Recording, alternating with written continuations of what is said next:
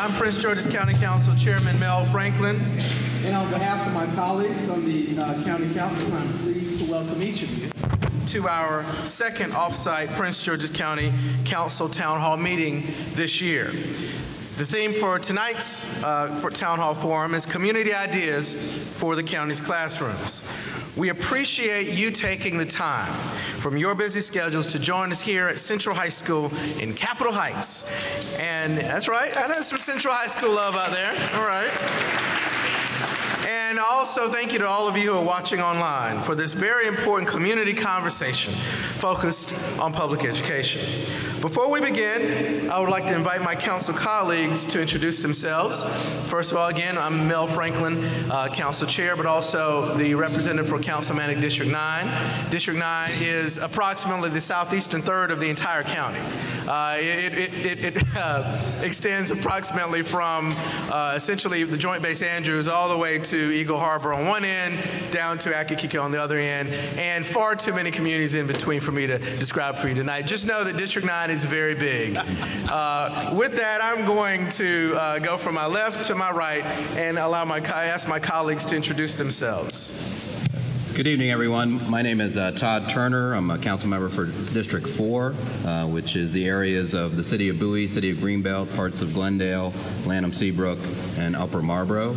I'm also the proud parent of 2 public school system children in the public school system here in Prince George's County. Thank you for coming out this evening. Thank you.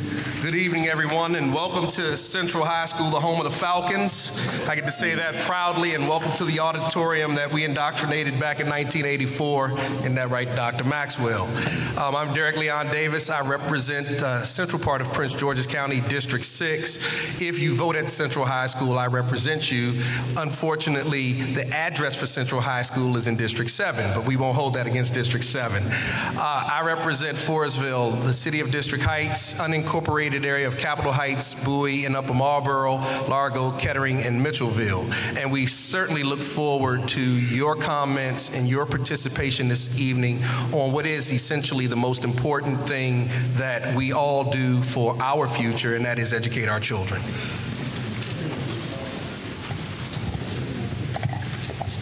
Good evening. Thank you for coming out tonight. I'm Danielle Galeros. I represent District 3, which is a little further north than Councilmember Davis.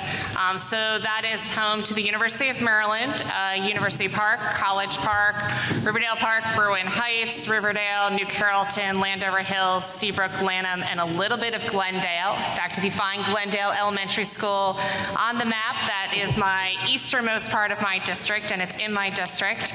I'm also a proud parent of 2 kids in our school system. My daughter's in 4th grade and my son is in kindergarten. And thank you again for coming out tonight.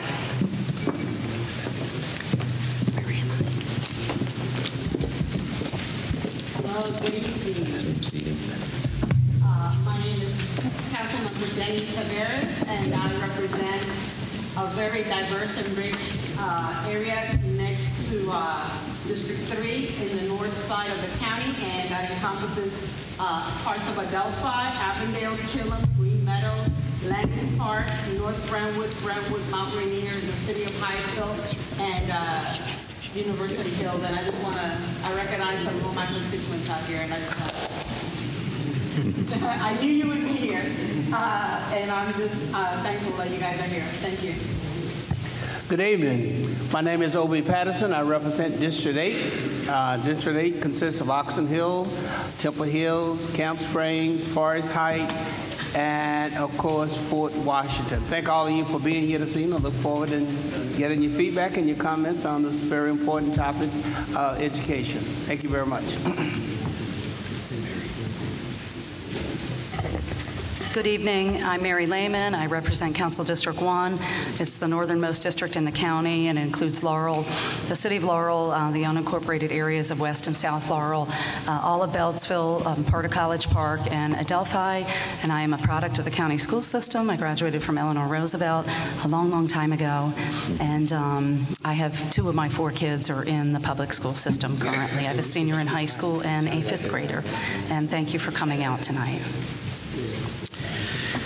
Well, thank you. And we are also joined tonight by Board of Education Chairman, Dr. Segun Eubanks. Thank you. Also, Board Vice Chair, Ms. Carolyn Boston. We're also joined by District 7 Board of Education Representative Lynn Mundy. We're also joined by Delegate from District 21, Joseline Pena-Melnick. And I'd like to recognize, are there any other elected officials here in the audience? Okay.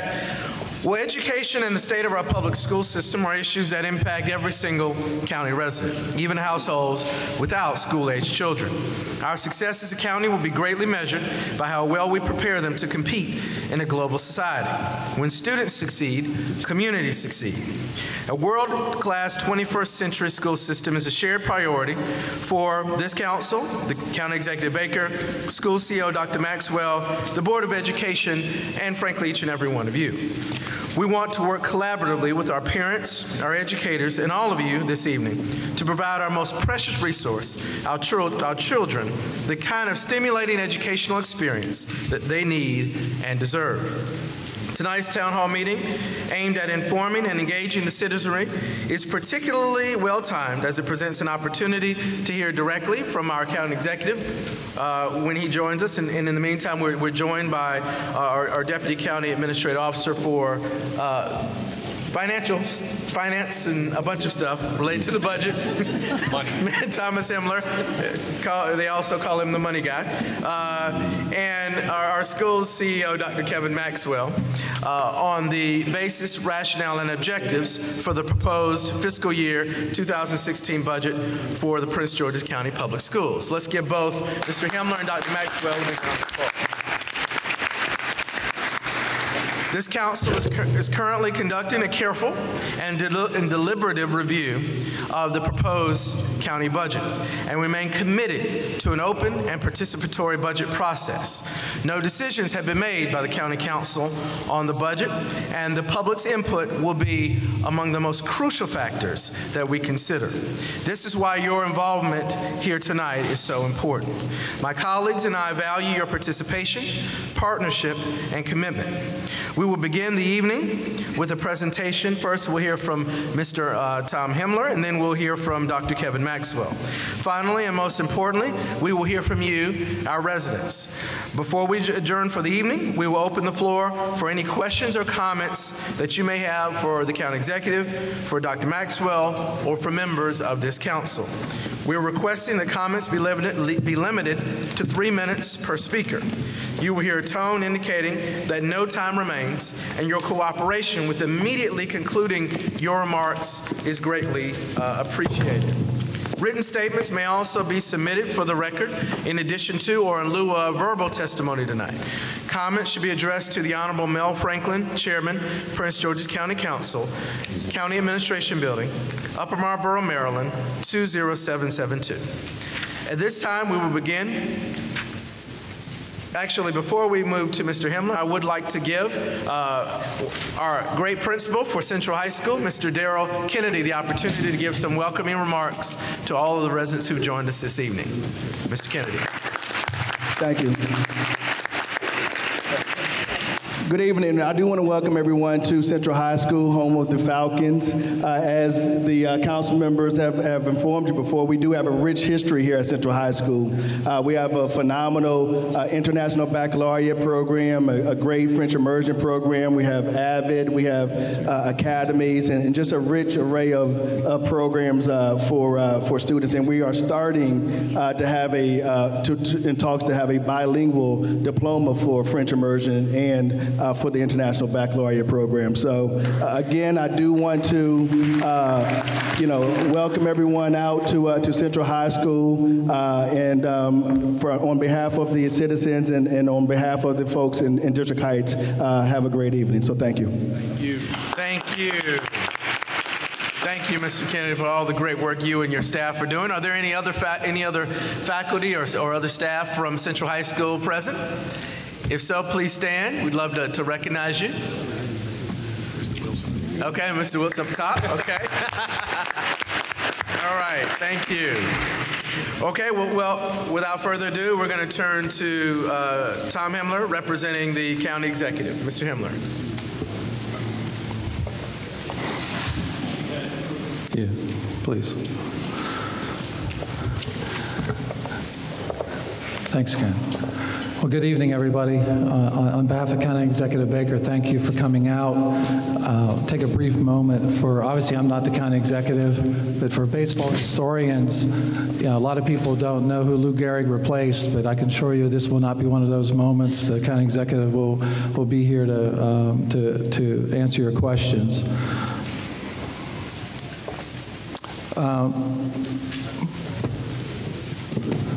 So one of the things, as over the last four and a half years, the county has made a lot of strides under the leadership of the county executive in partnership with the county council on a number of key issues. We've had tremendous success in public safety. You've all heard about the phenomenal decreases in crime. Overall crime has dropped tremendously. The homicide rate has dropped tremendously. And those are collective efforts of a lot of different parties. On the economic development front, we've also had a number of successes in collaboration, again, with the council. We're pursuing the FBI over in either Greenbelt or Landover. We have about $6 billion worth of development in the pipeline of active development, including in District 6, the Regional Medical Center that we hope to have final approval from the state this calendar year. So we've had a lot of success. The one thing that we've heard, and the county executive has heard a number of occasions, is well, what about the schools? And while we do have success stories to tell, it's not success throughout the whole system. And in order to be a great county, one of the things that every great city or county has is a great school system. And not just one or two great schools. We want to have an entire system that is great regardless if you're in the north, central, south. It doesn't matter where you go, that you'll have a great learning experience that will get you career ready or college ready. And that was the genesis of the education initiative that you're going to hear more about in greater depth from Dr. Maxwell. The whole concept is to move the county forward, to move the school system up from our current rankings, which is either 23, 24, depending on what criteria you look at, but to move us into the top 10 by 2020. And Dr. Maxwell, working with the board and his senior staff, developed a plan that we believe will get us there. And we know it's going to be involve tough choices, but the one thing we ask as we go throughout these meetings is that we view it as an investment. And if you view it as an investment and we're successful, the returns are going to be numerous. It's one, obviously the most important is a better educated group, student body that goes through our system. We want them to be career ready, college ready. We want them to have the experiences that a lot of us have had in our learning experiences, because if we're successful, it's going to bring forth opportunities for them as they move along in their lives. Number two is one of our key assets that most of us have is our home. And one thing that you look at, especially in this region, the one differentiating factor with values of that asset is they have great school systems. If you look around the region and you think of who has school systems that are considered good, what goes along with that is they're attractive for people who want to live there. Their values of their property are higher.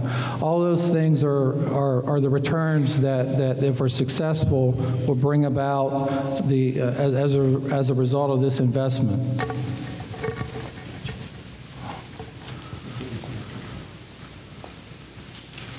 So how much are we talking about? I'm sorry. The county contributes in last year about $630 million in local funds. The proposal that's before the County Council involves a $133 million increase in county funding. Why is this important? One is the way the way we finance our school system is predominantly the state and county funding. The state of Maryland provides about $1 billion to the school system. The county provides about, again, $630 million. Last year, we're asking the council to approve $763 million in 2016. So how do we where are we getting this money from? The majority of it comes from a 15-cent proposed property tax increase. That'll generate about $105 million. Another portion comes from a proposed increase in a personal property tax, which is if you run a business, it's your equipment, it's your computers, it's all the things that allow you to function as a business. The third aspect of this is telecommunications. Under existing state law or state authority that was granted to the county in the early 2000s, the county has the ability to levy a telecommunications tax. It's only on your landlines and your cell phone. It doesn't tax internet, it doesn't tax cable. And the proposal is to increase the current rate from 8% to 12%. That'll generate about $12 million. And then existing county resources make up the difference, a little over $5 million. So why do we need to increase the local share? If you look at the region, and the region is who we compete with and who Dr. Maxwell competes with each and every day for personnel and how we compete as a county for residents. This chart basically shows you where respective school systems get their money within the region.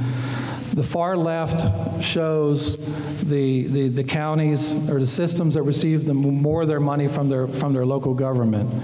So you see that Arlington is about 83% of their money in Arlington County comes from the local government. On the far right is Prince George's County, where we're at about 35% of the funding to the school system comes from local government. The proposal by the county executive will shift this to close to 40% as a local share if as proposed in his 2016 budget. And one of the things that we hear a lot when we're in Annapolis, and our delegates and senators hear this as well, is it's important for the county to invest in our system. We do get a substantial amount of state aid from the state of Maryland, but anytime we try to make modifications in the formulas to bring us additional money, one of the first things they ask is, well, what's the county doing? And under this proposal, we'll be able to say that we are investing significantly in our school system. We believe in our school system, and we believe in our students. Well, what does this mean for me as a taxpayer? Me personally, I live in Bowie, so I'm going to be impacted by this as well. So this chart basically shows you in a quick way, you can get an idea of how much it would cost. So if you're at a $200,000 house, for example, it's 82 cents a day, an additional investment in our school system. And when you stop and think of it, most people in a given day, we may buy a bottle of water, we may buy something else, buy coffee, and so forth. And that's what we're talking about, is investing in our system that will, based on the plan that Dr. Maxwell and the board have laid out to improve the school system. So again, don't look at it as solely a tax increase. It's an investment in our school system, which in turn has returns in numerous ways.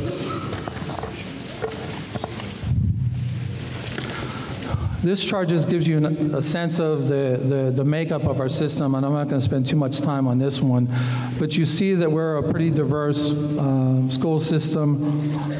We're very, very large, obviously, and a number of things that Dr. Maxwell will talk about is with the investment is going to increase the number of these things. The graduation rates, the SATs, and so forth will improve as a result of this plan.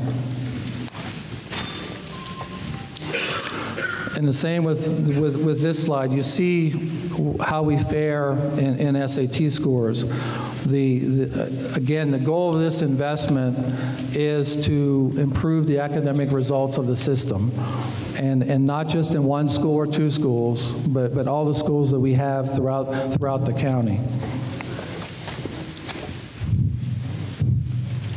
And this last one is one that was near and dear to the county executive, and this is one of the main reasons why he decided to push for this is this wonderful quote that you see here. The question is not whether we can afford to invest in every child, it is whether we can afford not to.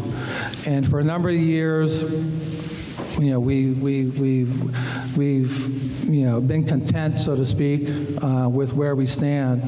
And the county executive, one, believes our students deserve better. Number two, we have the capacity to be better, and that's what this investment is about. That's what the trust in Dr. Maxwell and the board is about, is to make the improvements, not for the county executive, not for anybody in his staff or Dr. Maxwell per se, but it's the investment in the children that we have who go through the system each and every day. So with that, I will turn it over to Dr. Maxwell. And let me say very quickly, if you would like to sign up to make a comment, to ask questions, please come down. Donna, raise your hand. All right. Please come down to our great staff from our clerk of the council to sign up. Tell us what you think, and we look forward to hearing from all of you. We'll probably keep the sign-in sheet open for another 15 minutes or so. So if you can make your way down and sign up again right here in the front. Thank you, Dr. Maxwell. Thank you very much. So good evening, everyone. Good evening. Thought maybe get a little response there, so everybody's following along. I have a number of slides, and I'm not going to go through all of them. They're available on the, I'm sure, on the county website, and the information is available on our website too. My job is to talk a little bit about the plan for the Prince George's County Public School System. And you can't talk about, you know, revenue, and you can't talk about successes and needs for improvement without focusing on the plan that we're putting in place. You also need to understand that while we're talking in a lot of ways about strategic plans and dollars and cents, we're talking about children. We're talking about our children in Prince George's County. We're talking about the promise of 2020 for our children and their hopes and dreams and their opportunities. And I'm going to come back to that in a couple of minutes. But I want to just begin very quickly, I think, yes, with you know, some of the things that we're talking about as results of our plan, which is an increase. Welcome, sir. Glad to be here. And congratulations on finishing the Boston Marathon yesterday. I can't believe you're still walking. If I did it, I'd be, you know, in bed somewhere. I don't know if they call when I'm doing walking, but we are pleased to be joined by County Executive Sherm Baker. Thank you for being here. He just finished running the Boston Marathon. Yep. Right before he got here. So yesterday, but he ran here from Boston. He ran here from Boston. So thank you. So our plan is focused on the educational outcomes that our district and other districts are held accountable for. And again, it's important to understand that we're held accountable for the same metrics, for the most, you know, by and large, that other districts are held accountable for. They include things like the SAT and ACT, and we intend to move our district to meet or exceed the state averages. We intend to meet or exceed on-time graduation rates of 90% of our graduates. We intend to have 100% of those students who do graduate able to meet the requirements to enter a 2- or 4-year college, a technical school or the military, and/or earn a license or certificate to be able to go into the job market within 6 months of their graduation. And that 6 months is important because some of them have age requirements that prevent them from coming in right at the time that they graduate, depending on how old they are.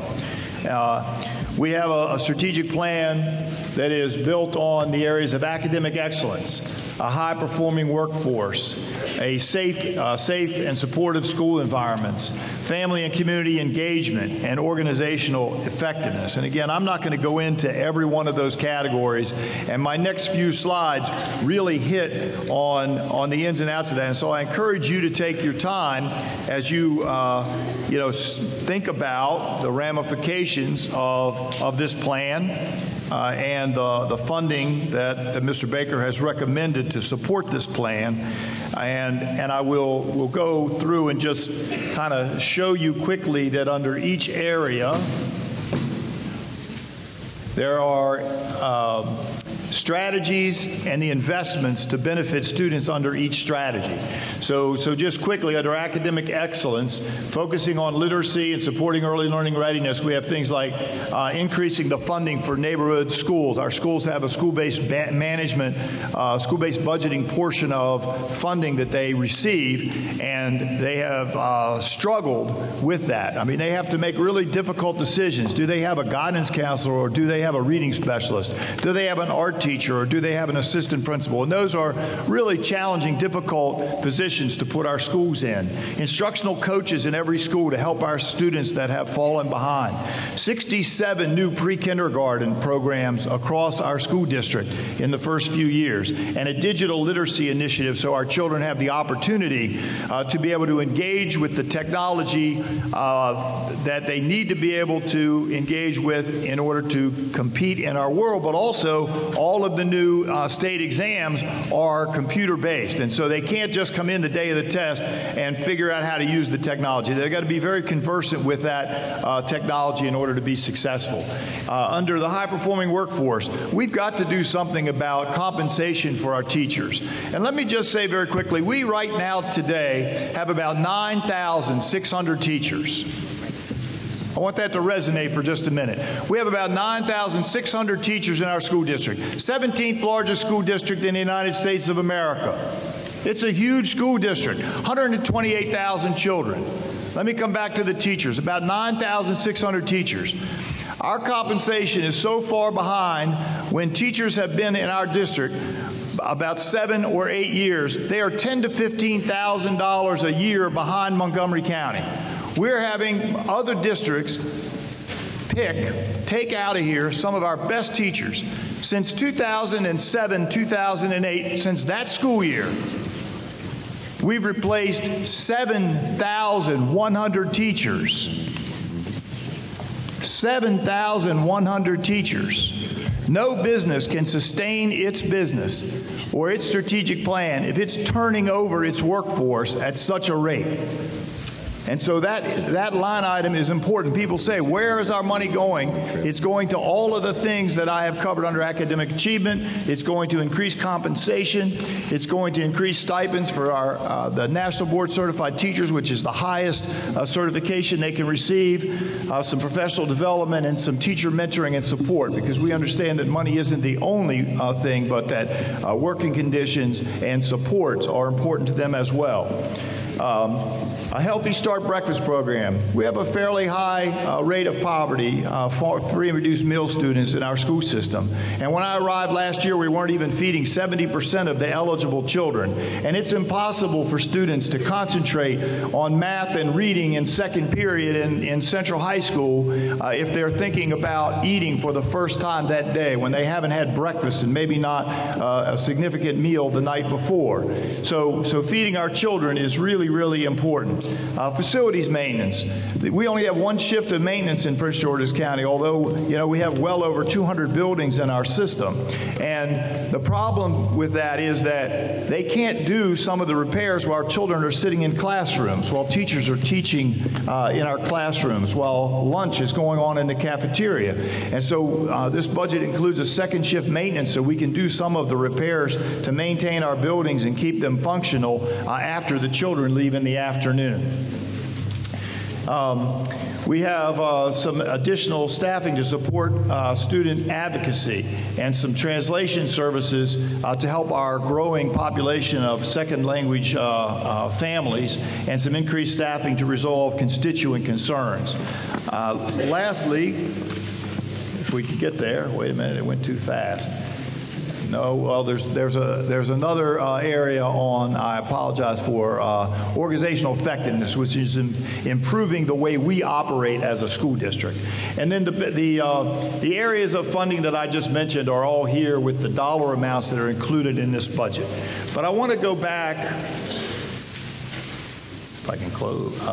Okay, I'm sorry. Strategic plan indicators. So in elementary school, the things that we are measuring ourselves against that we'll report out annually include kindergarten readiness and the PARC assessment, which is the Partnership for Assessment of Readiness for College and Career. And again, the PARC assessments and Ready Step, which is a middle school level SAT, PSAT program to help give our kids an early start to again meet that goal that we put out there. And then again in high school, you heard the wonderful principal here, Daryl Kennedy, talk about IB being an IB school. He also administers advanced placement exams here, which is college level work, dual enrollment, which is enrollment in high school and at the same time being enrolled at the community college, for example, as well as technical certifications and licenses in our school system, and again the PARC assessments in high school. So we have agreed that we're going to report annually on each of these areas of the strategic plan to the board and to the broader community. But I want to make clear that, again, we talk about strategic plans, we talk about money, but we're really talking about children, their opportunities and their success. You saw the slides that Mr. Himmler put up there, and you saw how much as a local government, as a county, as the citizens of Prince George's County, we contribute to our children's education. You also saw how much other districts contribute to theirs, and we do not contribute at the same level that other districts do, even though we're held accountable to the same standards. Our children have the same requirements, and in some cases have greater needs than children in other districts.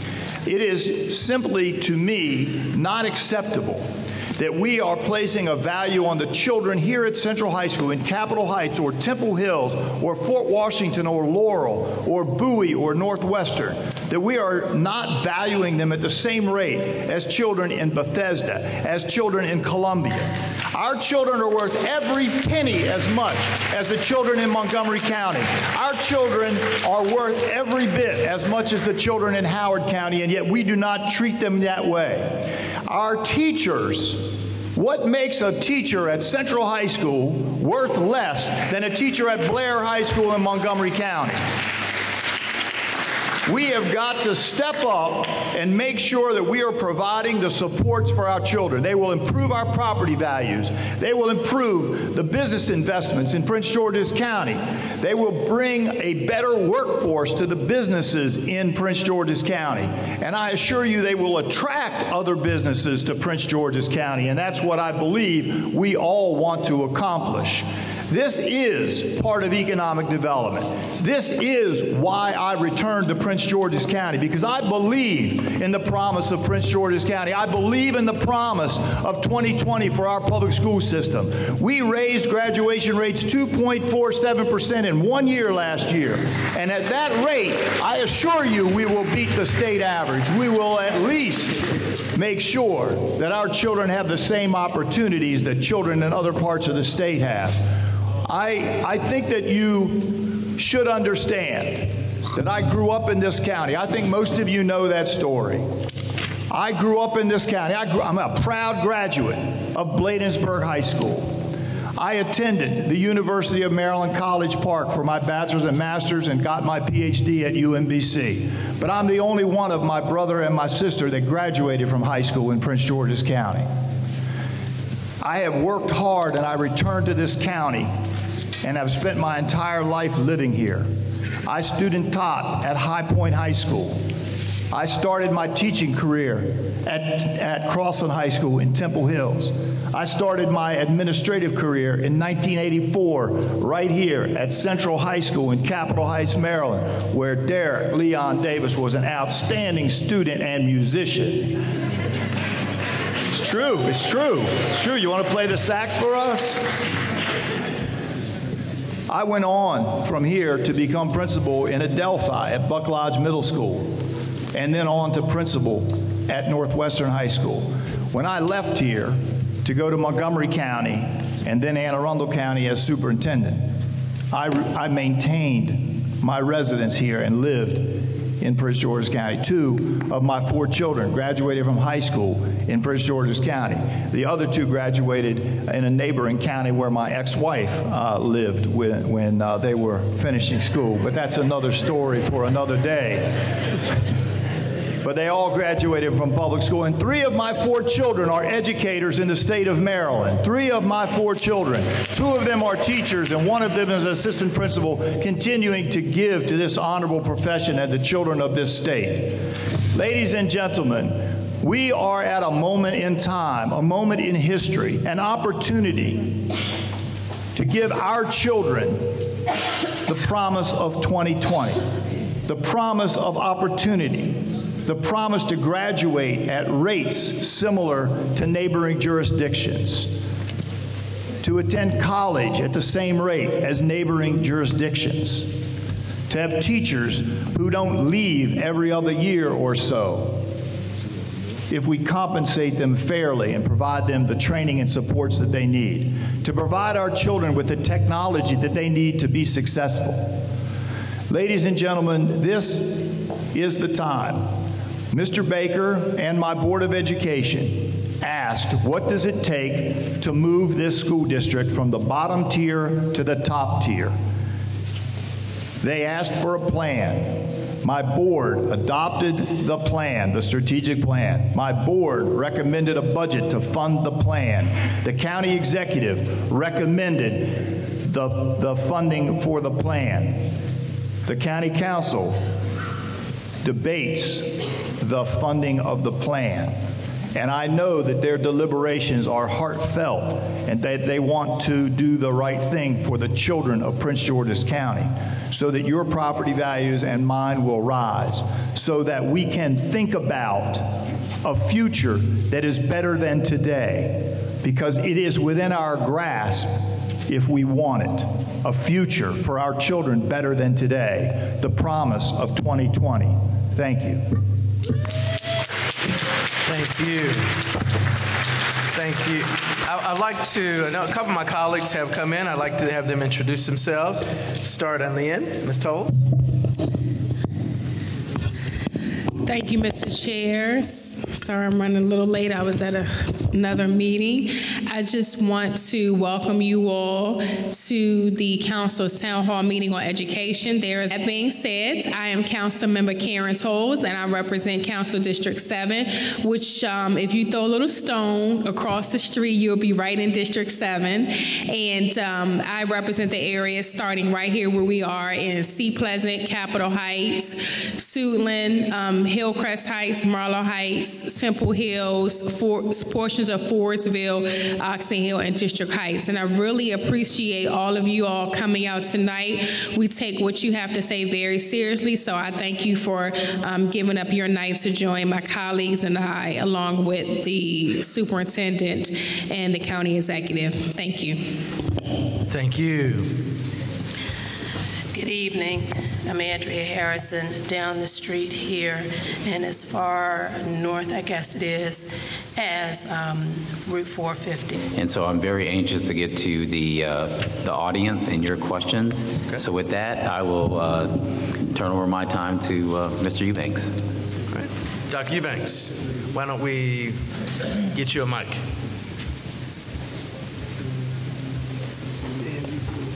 Good evening, folks. I just want to thank you for being here on behalf of my colleagues in the Board of Education. Our work in the Board of Education is to represent you each and every day. Be us elected or appointed, we are like you. We are parents. Most of us are parents. I have two, one who just graduated, the other who's 2 years away. So I can't wait. I can't wait. And so we're parents like you. We are homeowners like many of you. My house is still underwater. So we struggle like you do every day to try to make the right choices. So when we were given this opportunity, we knew, and have been saying for a long time, that we have a darn, I was going to say another one, we have a darn good school system. My son, who is away at college on a full academic scholarship, thank you, Flowers High School. Thank you to Kenmore Middle School. Thank you to the great educational experience he had here in Prince George's County that made that possible. But our challenge is clear. You all know it. We have a good school for a whole lot of folks. What are we going to do to make sure that Prince George's County offers a world-class education to every student in every school every single day? You all know and have been through, and parents, you know your neighbors who are saying, well, I like my elementary school, but if I don't get in the lottery, I'm not sending them to that middle school. Well, the middle school's all right, but if I don't test into Roosevelt, I ain't going to that school. We all have been there, right? And so we know that if we have a plan, and we believe we have a plan, that if we implement what it takes to make sure that every neighborhood school is a school of desire for every family in that community, that we can turn the system around in ways that have really been, that will be historic in the history of public education. In my day job, I spent 30 years as an educator before coming to the board. I tell you, I've been all over the country looking at schools. We know our challenge is about how we can educate all children, regardless of their racial background, regardless of whether they're inside or outside the Beltway, regardless if we're on this side of the tracks and that side of the track, regardless of whether their parents are college educated or not. Can we educate every single student in our system to high standards? And I'm telling you, I believe with all my heart that we have a plan that's going to move us in that direction. And if we make this investment, then I tell you, we'll come back here in 5 years. Everybody come back in 5 years, and they'll be writing books about us. 60 Minutes will be here talking about the miracle of Prince George's County. I tell you, I believe it's possible, and with the kind of investment that I know we can all make, we'll make it happen. Thank you very much. Thank you. Just FYI, the sign-up sheet is now closed. We will now turn to our speakers. Again, I want to remind everybody about the 3-minute time limit. I can get your attention. Thank you, Thomas. I don't know who's controlling the slides, but I know we're going to have questions, so I'd like to, in advance, before they come up, if they could put slide 7 on the screen for me. Thank you. Which one is that? That slide? Oh, okay.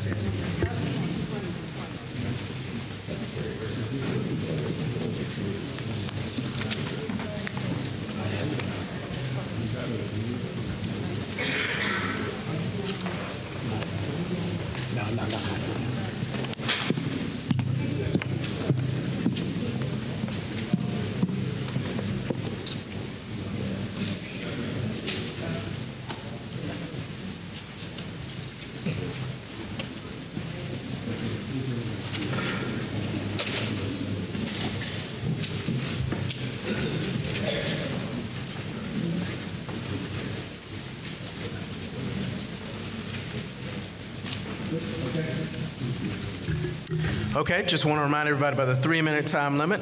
We're going to start with Hubert Dixon. And to make your comment, I believe we're come to either mic here in the aisle. Just tell us your name and where you live, and again, 3-minute time limit. Thank you. Okie dokie. Thank you. My name is Hubert Dixon. I live in Bowie, and my daughter attends Judy P. Hoyer Montessori School. My wife's the PTA president, and I'm a member of the PTA as well as being an educator.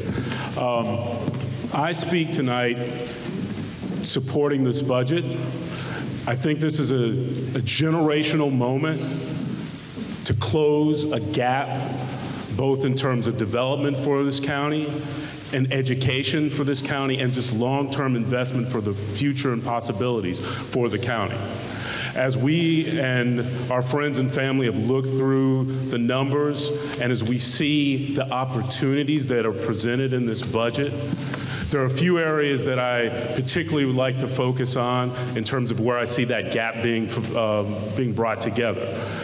As an educator, the number one thing that I've seen as a problem, and I also should say I worked for years doing nonprofit social justice work for almost 20 years, and then came to education because I saw the needs that were here and the opportunity to try to help as becoming a teacher. I actually work in Washington, D.C. right now. But one of the number one issues I see is the issue of hunger. As an elementary teacher, to see children coming to school for a variety of reasons without having had a meal, often not since the day before, the importance of a breakfast program. Most of the teachers I know stash away other bits of food bars and things like that to give kids to help them along. And when we get to this time of year, this is particularly, and the funding for more family engagement. I think a lot of our families don't fully understand what takes place in the course of the day. And the more that our families could be engaged, and there were the facilities and for them to be more active and members of their PTA or just being able to volunteer, the better our education could be here in the county. And I'm a Southerner, so I'm going to take these last 30 seconds and tell a little bit of a story. I'm a little bit of a history buff. 150 years ago, the Civil War was we now know it's about to come to an end. General Lee was outside of Richmond, but he and his troops were trying to make a run for it. But the gap was closed by 4 regiments of African American soldiers, and that became a generational moment. We have an opportunity today, by supporting this budget, to create a generational moment here to plan for our future for this county in a much better way. Thank you very much. Thank you. Steve Brigham.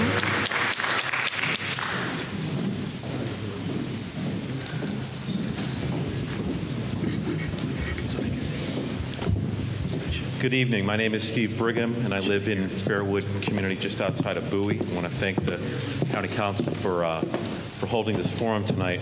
I've lived in the county for 16 years. I have 2 kids in our public schools at Judith P. Hoyer, a 6th grader and a kindergartner, and I own a retail business in the county. And as I've listened to the conversation about the proposed budget, I hear 2 things. Nobody's dying to have their taxes raised, but everyone's dying to see better schools. I believe you get what you pay for, or better yet, you reap what you invest in. This county has underfunded its own schools for at least 3 decades. My personal perspective is that it has been that trim has been a major break for progress for this county on many fronts, but especially on education. I don't especially like paying higher taxes any more than the next person does, but I am willing to make a larger investment if it is done wisely. I see a county executive and a superintendent who are committed for the long haul to make a critical difference in our children's lives. You heard a couple statistics tonight that really stand out for me. The county only pays 35% of its overall budget. Our neighbor, Montgomery, pays 65%. What's the difference in outcomes? We're 23rd, they're in the top 5. That says a lot right there. You heard Dr. Maxwell, 7,100 teachers lost in the last 7 years. How do we allow that to happen? Counties around the region cherry pick our best by offering more money. We need to invest equally in our teachers if we want an excellent system. That is an investment, it costs money. If we don't, that annual rate of 1,000 teachers a year will continue. Like he said, if you're running a business like I do, you're out of business. So I applaud Dr. Maxwell for rethinking what needs to be done to transform the system. And now the County Council has a tough decision to make. You can find the naysayers against the budget. They certainly have reasons to be skeptical based on past track records. But honestly, it's time for the council, it's time for business leaders, as Jim Estep from the Business Roundtable has done, and it's time for residents to step up right now. Are we going to tolerate another decade of underinvestment and mediocre performance? Are we going to make necessary investments in our school system that not only enable us to give our children the educations they deserve, but will put in place us to be a major player in the region, which we are not now? So this is the decision that you have before you this spring. My neighbors and I were ready for Prince George's County to step up. We're ready to see our county spend a lot more than 35% of the overall school budget, like our neighbors in Montgomery and Fairfax do. And yes, I am, and we're ready to pay higher taxes to make that happen. This situation is not about immediate fixes. This is a long-term investment. Please support the executive's budget. Please ensure that our school system takes aggressive steps towards becoming first class. Thank you. Thank you. We've also been joined by Delegate Angela Angel. Where's Angela? In the back there. Thank you for being here. We've also been joined by Delegate Alonzo Washington. Thank you both for being here. Delegate Angel's District 25, Delegate Washington's District 22. We'll now go back to our speakers list. Christiane Williams. Hello, everybody. How are you doing? Good evening. I just want to direct this question toward Dr. Maxwell and Mr. Baker. I know you're going to get actually a lot of questions, so it's more of a statement. One of the things I've noticed around here is that, if you may, I can ask a question. Are there any people from the school board here? Okay, there's a couple people. I'm in District 9, and I'm not sure if there's anybody from District 9 here, but I've had a lot of issues with the leadership, and I think if we're talking about the return on investment, I think leadership also needs to be taken accounted for. We definitely cannot have a return on investment if we don't have school board members actively returning emails or any type of questions that people of my age group have. There's a lot of past, and there's a lot of present, and there's a lot of future in this room, and I definitely think that if we don't want to revisit this again when I'm having grandchildren, I think that we need to do something about this that extends out years beyond, not something that's just for 3 years. So one of the things that I also want people to understand is that I'm a homeowner as well. I bought my home after I graduated college. I went to Bowie State University. Thank you. But the reason I talk about return on investment is because my mother actually took me out of public school from District 9 for a specific purpose. And as I see that there's no one from District 9 here, that's exactly why she took me out.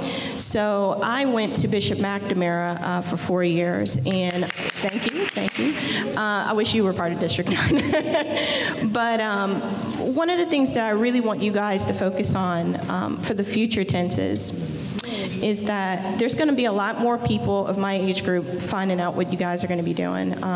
I wish more people of my age group would come to these meetings so they would understand, the hardships that you guys have to make, the decisions you have to make. But one thing that I want you to understand is that the reasons that we're having problems with school nutrition, truancy, absentee, we need more support in the Office of Constituent Services. We need more support in District 9. We need more support from our county school board as well, because I do believe that every person has a voice in this room, and I think you're going to hear it tonight. But I just want you guys to understand that, there's a lot of people in here that are going to have a lot of questions, a lot of anger, a lot of happy. But I just wanted to tell you that, take a look at your internal personnel before you start looking at your future and what you want to provide to the teachers. Take a look at what you're having right now. That's it. Thank you. Thank you. If I can just quickly comment, thank you for those comments. That's one of the conversations, I'm sure Dr. Maxwell will agree, one of the tough conversations we had before this budget was submitted to the county council about the school system overall, especially about the leadership. I wanted to see some progress before we invest these types of dollars. Also, I think he understands very clearly, and I think he articulated that this is about accountability. This is not about giving you money and not holding you accountable. I think the council would demand that, and certainly I would. It's why we ask for greater involvement in the school system. So we take what you just said very seriously, and believe me that we will make sure that we do that. We also, if I could say real quick, I need to mention it, is that part of the investment, that's why we went line item by line item, where this money's going. And we want to know where every dollar is going, that we're going to put the extra amount in there.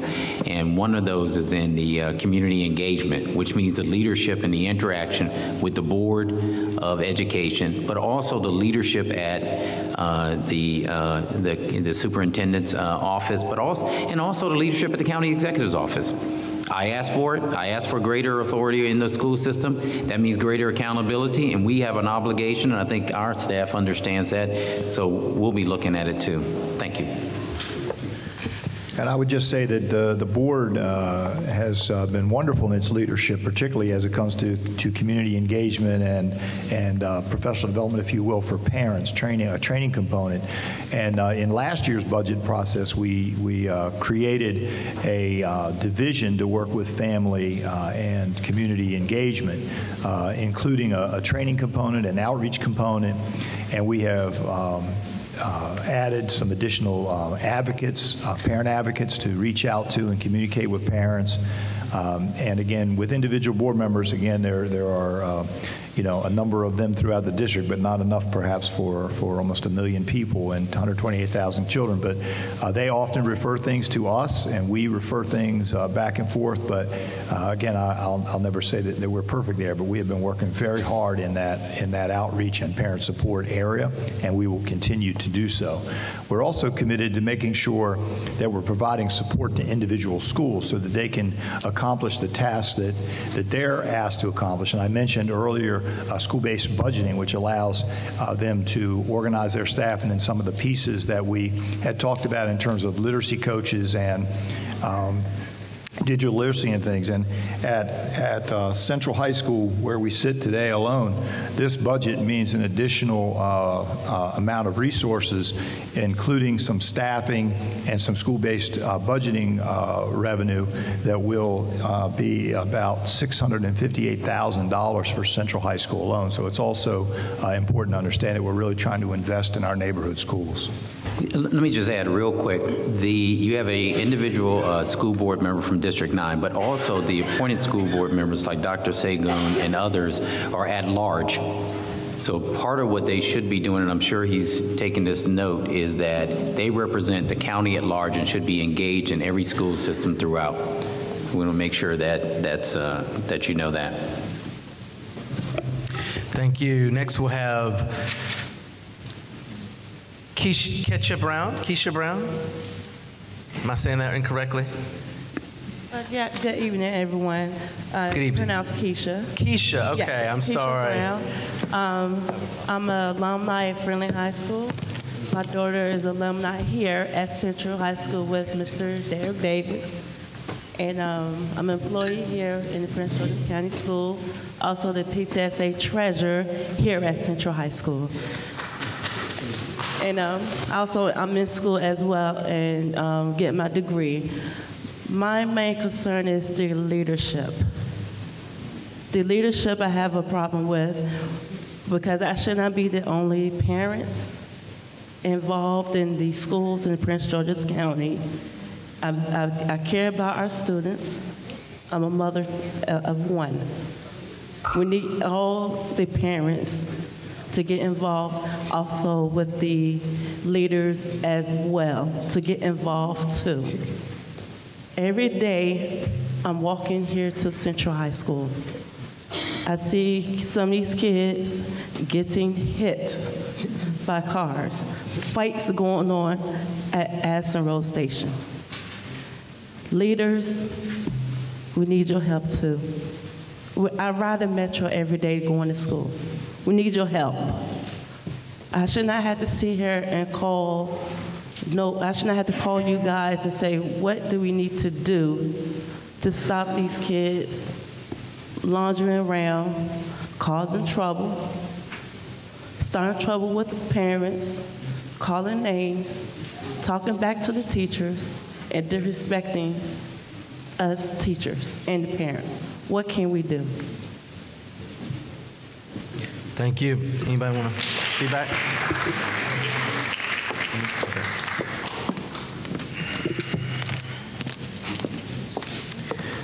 Gina Bowler? Gina Bowler?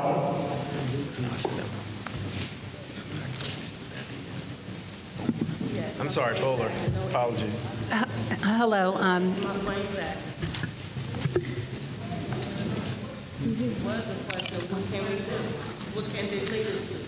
So that was a question? Let me answer. First of all, we were up here taking in your statement because you said it very powerfully, more so than I think any of us. The reason that we broke this down by section where this money's going, part of that with community engagement, that part right there is how do we get parents more involved like you are? It's the same problem I think if you talk to Dr. Eubanks about, now my children went to Suitland High School, so that's the only one that I can and tell you about other than the other elementary schools. But your engagement, how do we get more parents like you engaged? How do we deal with children who are coming to school with behavioral problems? And then how do we make sure that we have the support for the leaders and teachers throughout the school system? So each part of this is also in training, but is also in community engagement, how do parents advocate more effectively. So every dollar that we put into this additional program goes into better doing those things. And then how do we do it at continuous? We spend a lot of time with parent engagement, student engagement at the early levels, at elementary.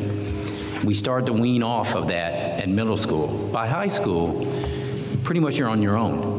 If you have an active PTA, great, or PTO.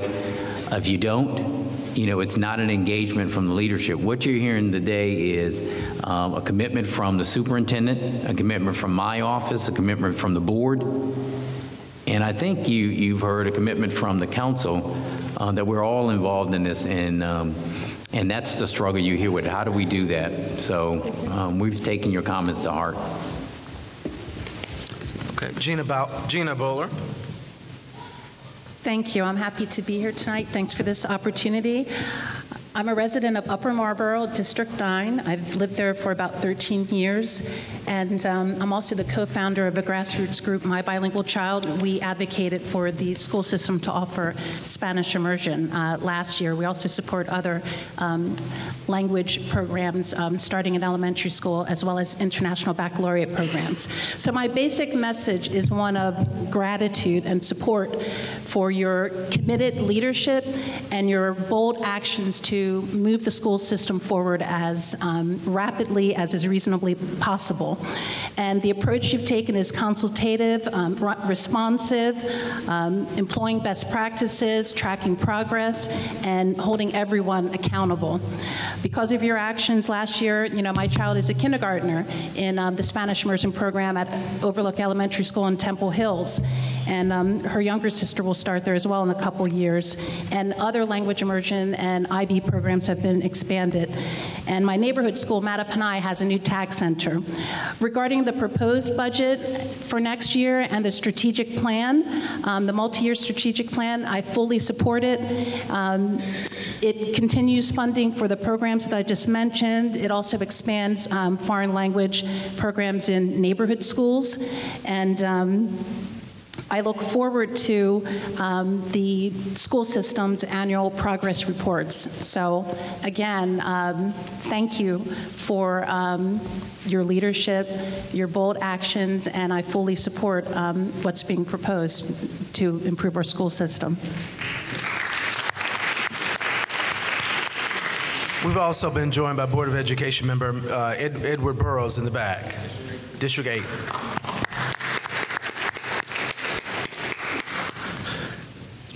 Dolores Millhouse.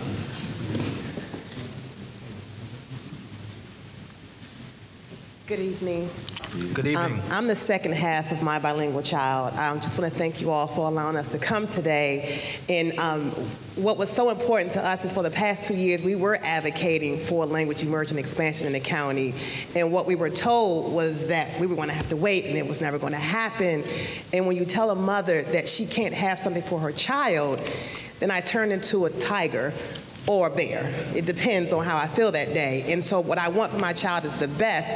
And right now we're in a situation for my family, we're looking to sell a house, so value of the home is important. We're looking to purchase a house, so the right neighborhood is important.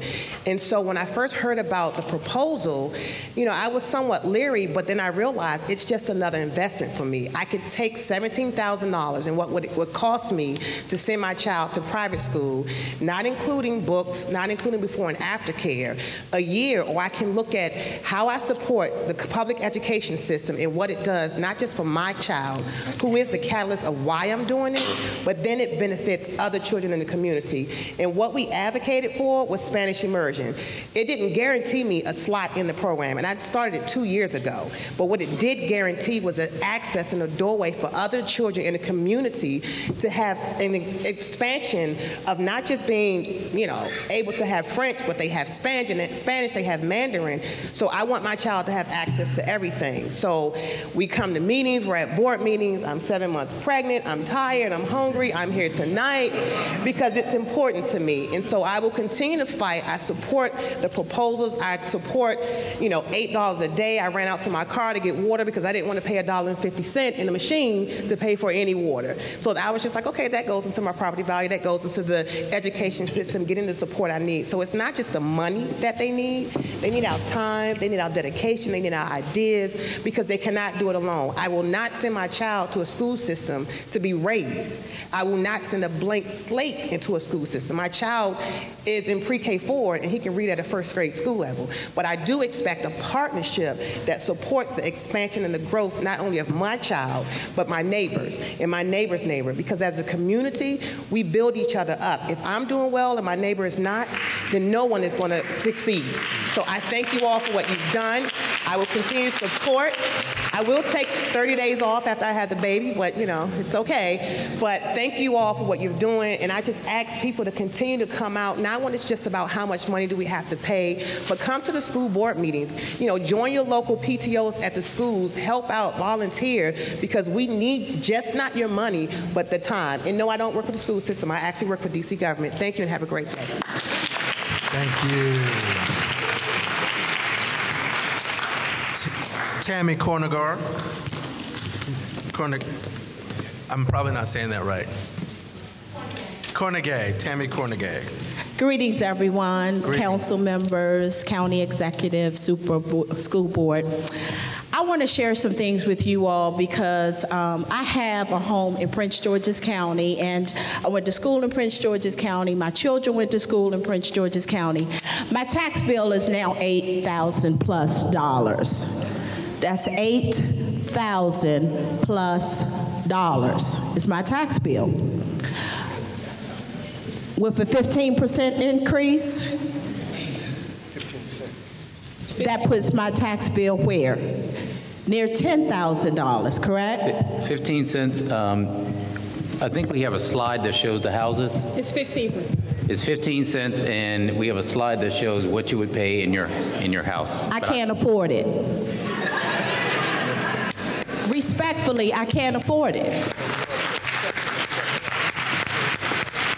I'm looking at different areas in Maryland, different counties. I want the school system to be the best. I sell homes here in Prince George's County. And when I pull properties in various counties surrounding Prince George's County, I have some facts for you. One of the facts is, in Anne Arundel County, right now, if we have houses running from $429,000 to $430,000, the tax bill in Anne Arundel County, compared to PG County, we're 10% higher. Compared to Charles County, right now, we're 13% higher. If you flip the page here. Compared to Howard County, we're 18% higher. And compared to Montgomery County, we're right now about 18% higher before even facing a tax increase. I do want our school system to be better, and I want some innovative solutions. I have some suggestions. Can we collaborate? I'm sorry? We would like suggestions. Yes. I have 45 seconds, so I'm going to try to wrap this up real quick. But what I would like to see is for our county to collaborate with new home developers and builders to bring in some incentive programs to further our employee assistance programs for teachers. If we start some initiatives with some grants in place to set aside housing to teachers and give them a $50,000 grant and tie it to tenure, I think we'll be able to improve our retention rate for teachers. We have to come up with ideas and collaborate with corporations and bring these tools into our high schools to give children direction and find the careers that they will most likely desire as growing adults. It takes a village. Thank you. And we need ideas. Thank you. Thank you. Can I, thank you. This slide I wanted. So you said Anne Arundel County? At Anne Arundel County, they invest of their county money 59%, if I'm looking at that right. Howard County, 69%. That's Howard County money. Fairfax, 69%. So I'm sure the property value to go up. The reason the value of the homes in Prince George's County aren't the same as surrounding jurisdictions, it's not because of crime, because crime is down. It's not because of economic development, because we have economic development coming. It's not because of health care. It's because of our schools. So when you show folks houses in Prince George's County, they ask, what are the schools like? That determines the value of the homes. That's the difference between us and the other areas. That is very true.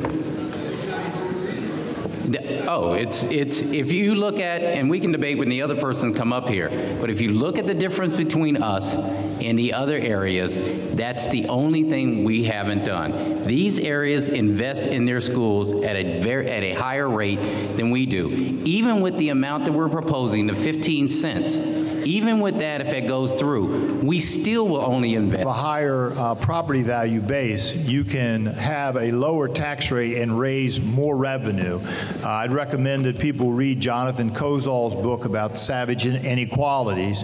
And I'd also like to address the point about preparing kids for careers. We have high school academies in every one of our high schools. This budget includes rolling out the last pieces. We collaborate with businesses on every single one of those. And in fact, I have my business advisory meeting tomorrow morning.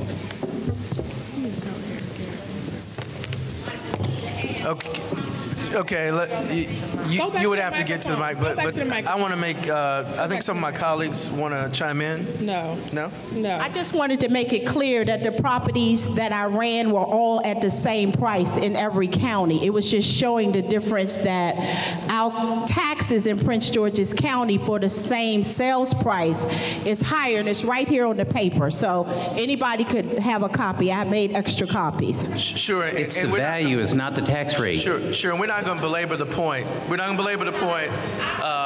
Actually, this is a situation where both are right. The rates in Anne Arundel are lower, but that lower rate gets a higher amount because their properties are more valuable. So I think that's the point that was being made, and that was the point you were making. So actually, you can see how both can be true. Other jurisdictions, you can find a lower rate, but higher amounts generated because the property is more valuable. So that's the points that were being made by both sides.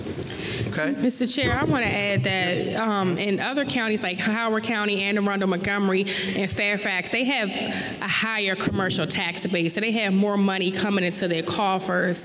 So they are able to invest more money because they have more money coming up. In all actuality, Montgomery County and Prince George's almost put the similar amount in our school system per pupil, just that we get state aid because they have a higher commercial tax base in Prince George's County. So I just wanted to add that. Thank you. Thank you. Next, we have Seiji Hajazio. Good evening. My name is Seiji Hayashi. Thank you for trying. I was close. Let me tell you, I was practicing up here. So thank you. I got close. Thank you. I want to thank the council, Dr. Maxwell and Richard Baker for having this town hall. And I really want to thank Denny Tavera. So just get a little closer to the mic. Thank you. All right. Okay.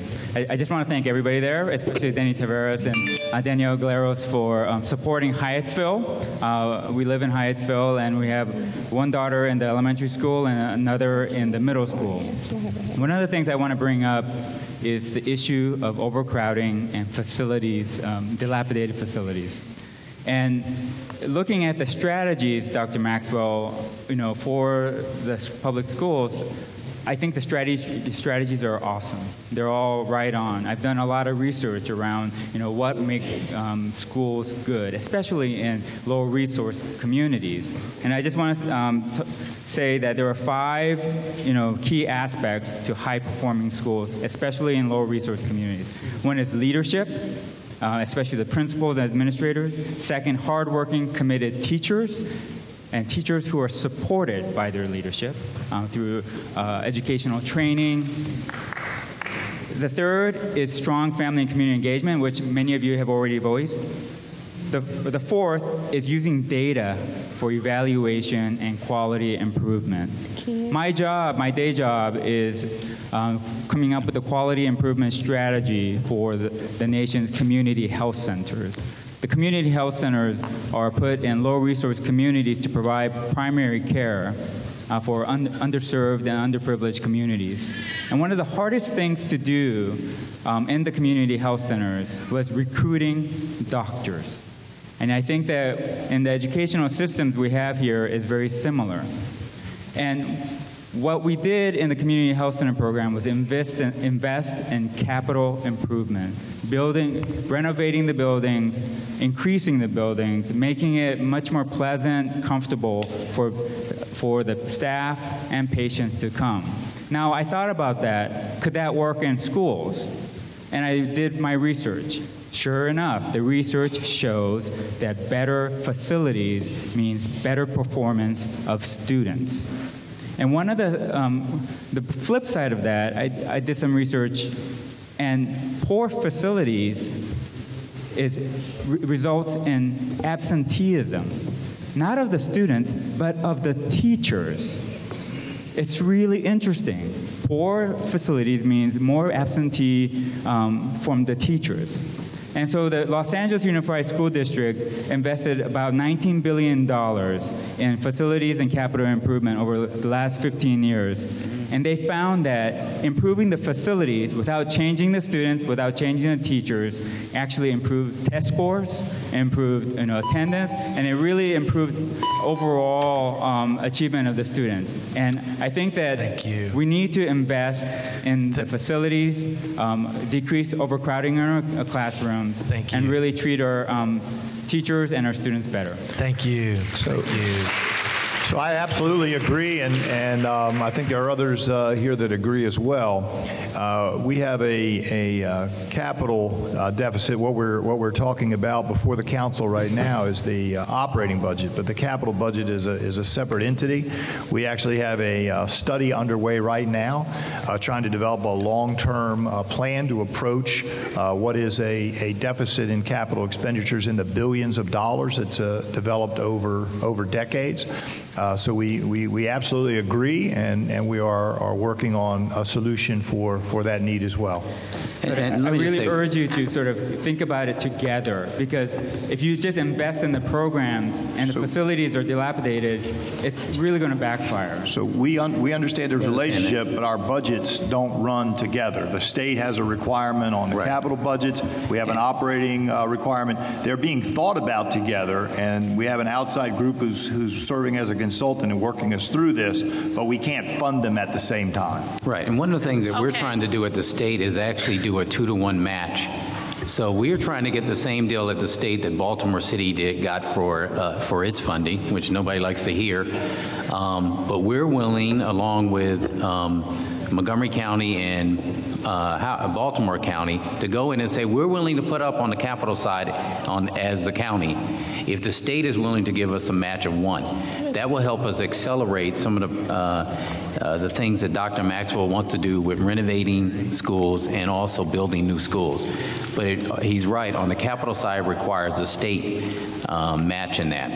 Thank you. I'm going to go to Ms. Harrison, Ms. Lehman, and Ms. Taveras. All right, since you brought up capital issues, and normally on the council when we have these town hall meetings, we normally don't chime in, but quite honestly, I can't sit here and not chime in on that particular issue because we're talking about capital issues, and I think the gentleman brought up a good point of having good environments for our students.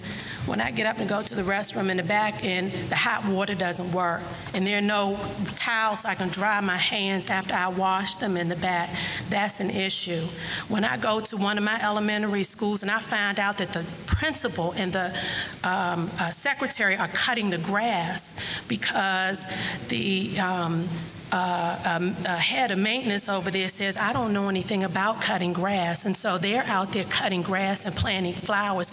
That's a problem, and I have an issue with that. When I have people from maintenance in the school system telling my principal that that school is full of rapists, killers, and murderers, that's an issue, and I take exception to that. When I have someone from CIP telling me that it's okay for those students to drink rusty water, that it's going to cost $200,000 to $300,000 to replace the pipes in that school, and it's okay for those children to drink rusty water, that's an issue. I take issue with that, and I am not going to stand here and listen to this about we have to invest something separately when we're talking about taxing you 15.6% over time with all of these taxes for programs, and we can't even put into our schools the things that the children need, basic services. So how are these cafeteria workers cleaning the food appropriately to serve to them? I don't know the answer to that, but I'm going to tell you that's an issue. And I'm fired up mad, and I just learned this today. This is new to me today, that the problem was this severe. And the principal is told not to say anything to us. That's a problem. That is a problem. We need to know about that. If we're going to approve a budget, we need to make sure that these children have what they need, the basic skills, and not just some additional programs. The children need to get to college. Amen. They need remedial reading. They need developmental math. We need to take care of some basic issues and not just all of these. I'm not saying that this stuff isn't good, that we don't need it. This is exactly that stuff. This is exactly the remedial support. Dr. Maxwell, excuse me, but I have the floor. I'm not saying that these things are not a priority. I'm not saying that at all, because our children need to have the very best. But we've got to take care of some basic issues, and that's all that I'm saying. And when I just find this out today, just because I happen to stop in, which I don't normally do, I don't normally go into my schools because I don't think that it's right for me to disrupt schools during the day. Because a teacher or a principal will stop what they're doing to deal with me because I'm a council member. I don't do that. That's not who I am. But I happen to do this today, and this is a problem. This is not acceptable, and I hadn't had a chance to communicate with you, and so I'm sorry that I had to bring it up like this. But the gentleman, I've been holding this all day, and the gentleman brought this up. We've got some basic issues that we have to deal with before we can talk about some of these other things that are very, very important. And I'm not saying that they're not important. I am not saying that at all. I am committed to the quality of education for these children. But we also have a quality of life that we have to provide for children in these schools. And until we can deal with those basic things, just like when we had to make sure that they had air conditioning because our schools are old, we had to make sure that they had air conditioning so that when it got hot, they could have a conducive learning environment. All of these things are incredibly important. They're incredibly important, but we cannot dismiss this side when we've got these issues. Can't do it. Can't do it, and I'm sorry that I had to do this tonight. I'm sorry that I had to do this tonight, but these are some very real issues, and we're going to have some very real discussions about it. I think we both totally agree with you. You're absolutely right. It's not either or, it's both. And both cost money. Both cost an investment. That is what we have to do in order to do that. In order for us to build and renovate the schools that you want us to do, we need state aid and we need the county. The county's willing to put in that. In order for us to educate and have the quality of instruction, the whole environment for our kids, we have to invest. There's no way around it. But I'm going to talk to you about that employee, because that is unacceptable. I don't care what union he's a member of. That is unacceptable. Don't you ever come into one of my schools or any school, especially in a black community, and tell the principal that you're nothing but rapists, murderers, and killers. That is unacceptable. I will not stand for that. We're going to deal with that one. I have no problem dealing with it, and I would just remind everyone that there is a second shift of maintenance that I talked about earlier to help with some of the maintenance needs. That too is not capital, but I agree wholeheartedly, as I said earlier. It's exactly what we're talking about. The remedial work that we need, the reading specialists that we need, the literacy specialists that we need, retaining our teachers, all of the things. I agree 100% with you, and I agree that we need to expand our access to resources for capital improvement. But again, we're not self-funded. We get our funds, as Mr. Baker said, from the county government and from the state.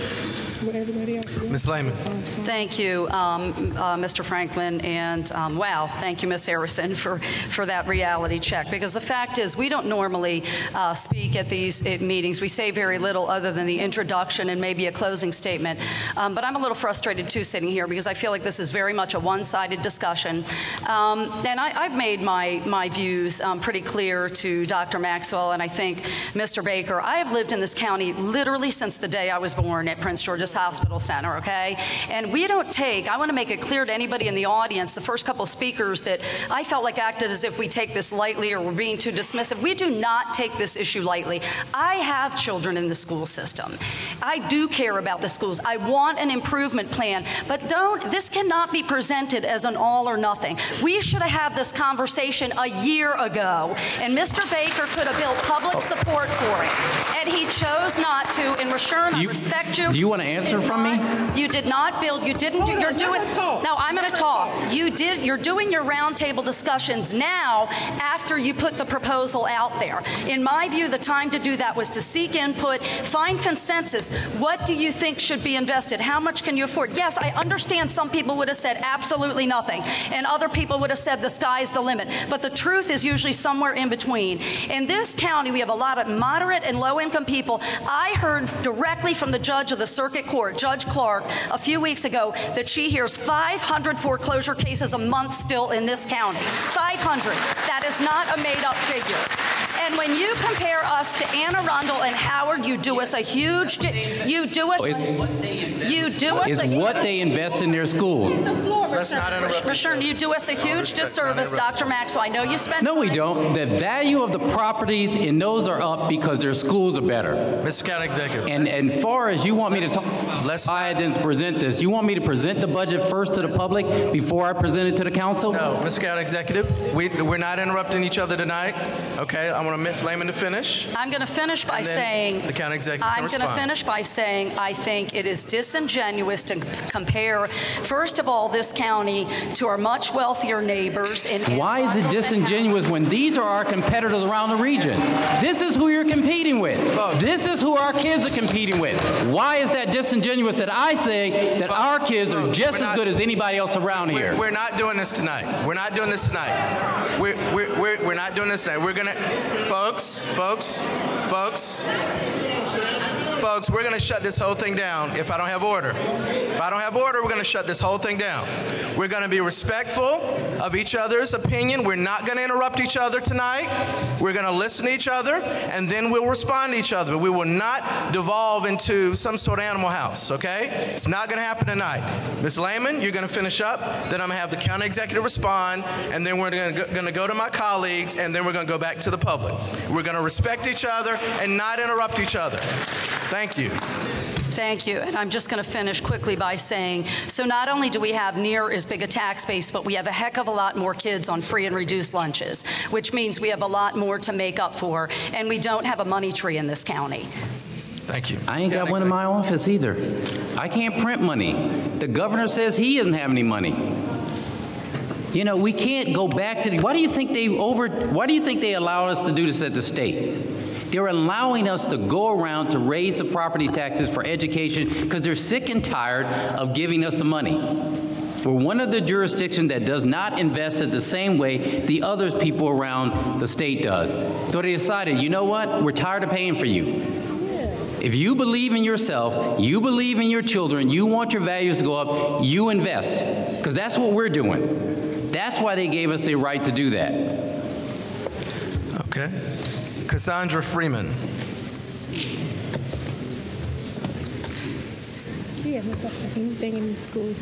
Good evening. I'm Cassandra Freeman, and I was born in the 51st state of the United States, the District of Columbia. I was born and raised there, and I went to high school there. I moved to Prince George's County in 1981. I moved to actually what is Karen Tolles' district, and I currently live in District 8. My concern is this. When this was first presented, the 15 cents, I said, okay, fine. Why 15 cents? Why not 5 cents? Why not 4 cents? Why not 20 cents? How did you come to land on 15 cents? That was my first thought. My second thought is, okay, we're looking at this 15 cents or 15% or whatever you want to call it increase. When does it stop? Is it just for this year or FY16, or is it going to go out to FY 2020? So are we going to have this incremental increase on our property for the next 4 years? Additionally, I, like others, when I had my property assessment done maybe 6 years ago, my house was assessed at over $500,000. Unfortunately, it has come down to close to $320,000. Now, with that reduction, obviously my property tax was reduced as well. But with this 15 cents or 15% increase, to me, it sounds like there's a potential inducement or possibility that obviously my property is going to be assessed higher. Therefore, I'm going to get a higher assessment tax associated with that. So this is the question I have.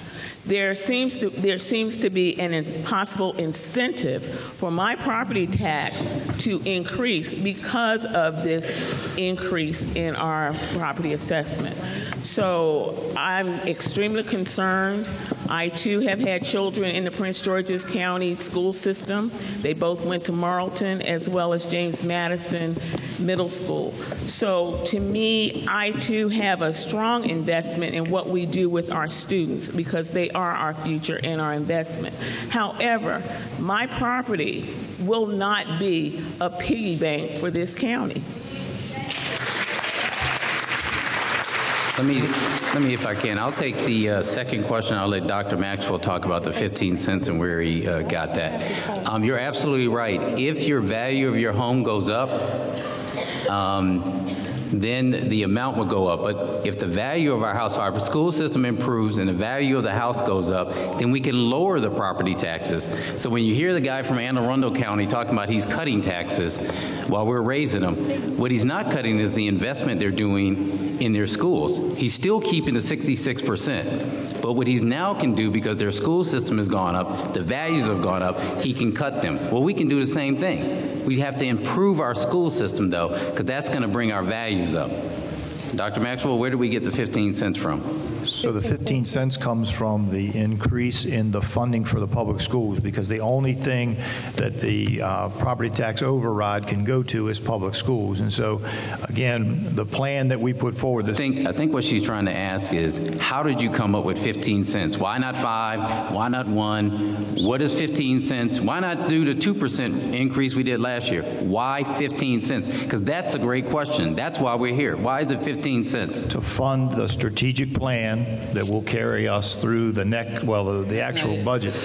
What she's asking is why you could fund the strategic plan at 5. The reason it's 15 cents is when I said to Dr. Maxwell and the school board, what will take us from the bottom, 23 out of 24 or 24 out of 24, and get us to the top 10? What gets us there? Because that's how your property taxes are going to go, values are going to go up. What we invest in will get us there. Not how do I get from 23 to 21, because that didn't do anything. I said, how do you get from 24 or 23 to the top 10 in 4 years? That's what she's asking. And the way we get from there, from where we are today to the top 10, is through the strategic plan that we put forward and funding all of the components that drive the strategic plan. Mr. Turner. Whereas if we invest the $20 million into teacher retention. Correct. If we invest the $9 million in the school food program, if we invest the $1 million into the community engagement, those items are what will get us there in 4 years to the top 10. That's why it's 15 cents, not 10 cents, not 5 cents. How do we know? Mr. Turner. Thank you, Mr. Chairman, and I appreciate that question. I just want to raise two issues for the audience with respect to that. Obviously, the state gave us authority. I'm sorry.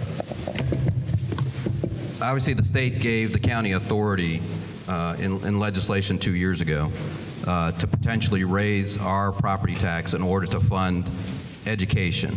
And one of the facts of that is our requirement under state law to meet maintenance of effort. And I know Dr. Maxwell was before us as a council probably about a month or so ago. And I just want people to know there have been 3 budgets that have been proposed by the school system for this upcoming fiscal year. At least that's the information we were provided by Dr. Maxwell. So this is the latest version of the budget. My understanding is the school board just adopted the strategic plan not more than 2 weeks ago. So there's a question out there about where we came up with the $133 million, 134, because the first budget that was adopted by the school board increased about $53 million. The second budget reduced that amount based on what occurred in November in the election and what the school board thought was going to be the situation at the state. And so now, when the budget was submitted to us as the council, it went to fund the strategic plan. So the point is, once you set that level of what the funding of education is, you can't go below that level because that's the maintenance of effort requirement. So the question, and I'll leave this to the comment by the county executive, the same way we could go up, we could go down in the future if that's a decision we would make. However, we would still have to fund the school system at the maintenance of effort requirement. And so that's into the future unless the state law change. So that answers a little bit the question of how long do I have to pay this? You're going to have to pay it as long as the state law says you have to meet maintenance of effort. That's right. Say go. Dr. Right. Once we hit maintenance of effort, we have to maintain that. But we could lower it like they're doing in Montgomery, Anne Arundel County, but we'd have to replace it with other funds. So the amount on the school system would stay the same. So if we increase the value of our properties, we could lower it. If we brought businesses in, the casino, which somebody's going to ask about tonight, if that money started flowing in, you could lower it. So those are the ways that you can't, but maintenance of effort has to be maintained once we hit it. Dr. Eubanks. Thank you, Councilmember Turner. Just for clarity about our process for the budget in the Board of Education, we voted on one single budget, and the way that the process works is the CEO gives us a budget. The CEO gave a budget to the board, and in fact, we gave that budget back to him because we agreed with the county executive and the work that said, if we're really going to do a budget that's going to move the needle in student learning in real and significant ways, what would it look like? So we challenged the county, the CEO, to give us a budget that was going to move the needle. During this same process, of course, we were working with the strategic plan and the budget side by side. because we had to give a budget to you at a certain place, we voted on the strategic plan after the budget, but they were developed side by side. They were completely cohesive, and we voted on one budget and one strategic plan, which were aligned. So I just want to make sure that we're clear about that process. It didn't happen perfectly. They should have, in an ideal state, we'd have voted on the same day, but they were definitely aligned in terms of the work that we did as a board. So I just want to clarify that process. Thank you, and my colleagues want to make some brief comments. We do want to get through our speakers list. We still have quite a few speakers. Ms. Tolles and then Ms. Taveras. Thank you, Mr. Chair. I'm sorry. Just as a comment, I want to just first thank my colleagues for having the courage to really say what's on their heart and their mind. This is not, the council are the ones that's on the ground every day. I just had a town hall meeting last week with almost over 200 residents, and 95% of them said they did not want me to increase their taxes.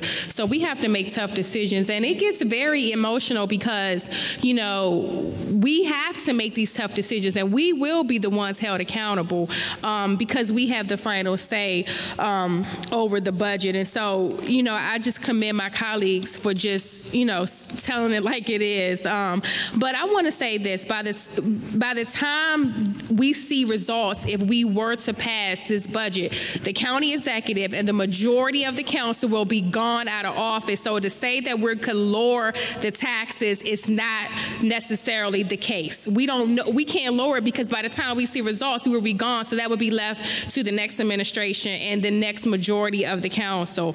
But I also want to say, in terms of what Mr. Turner mentioned, in order for us to be able to get over to avoid trim, we had the school board had to pass a budget higher because the county executive cannot put the money in there and avoid trim. The only way that we could get through past trim is by having the school board pass a budget and then say they needed that money to balance the budget. So those are comments. But my question for Dr. Maxwell is that this is a risk that we have, you know, that we're taking, that we would take to balance our budget on the backs of our homeowners. So Dr. Maxwell, how do we know that this 15.6% increase will take us from the bottom to the top? What certainties do you have?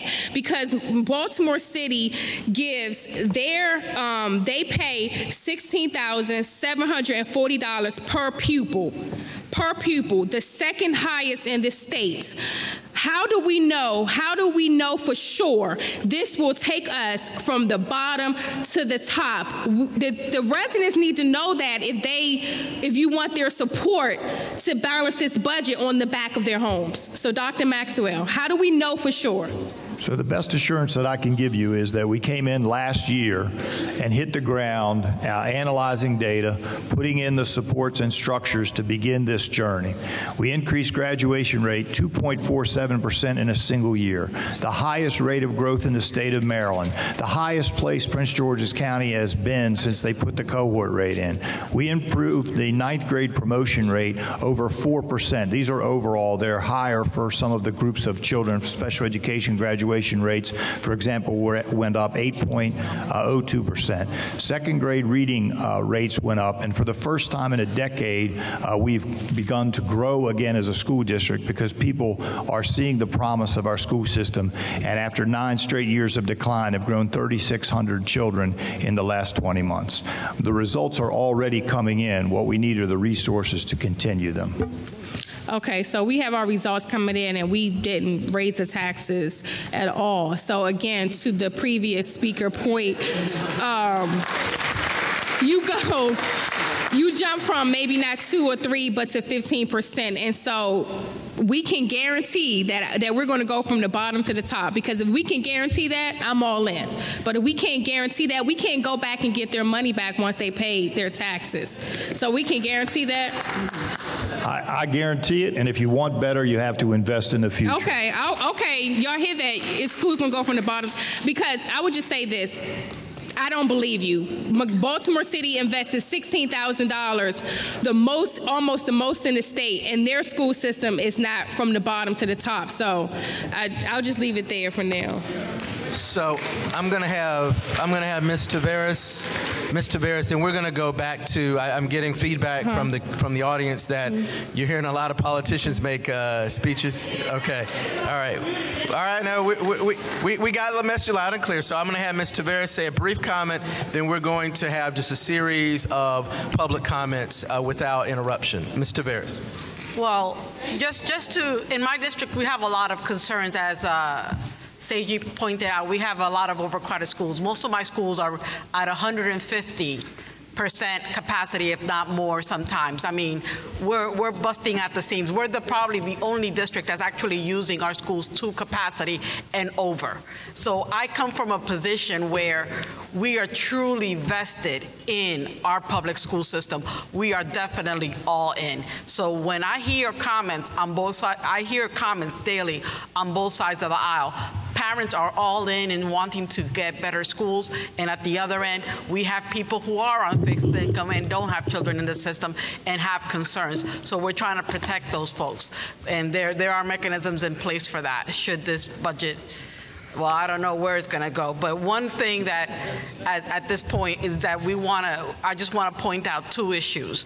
That this is a multi-year strategy where there is supposed to be income invested every single year that is going to be increasing over the next year and the following year. So this is not just a one-year thing.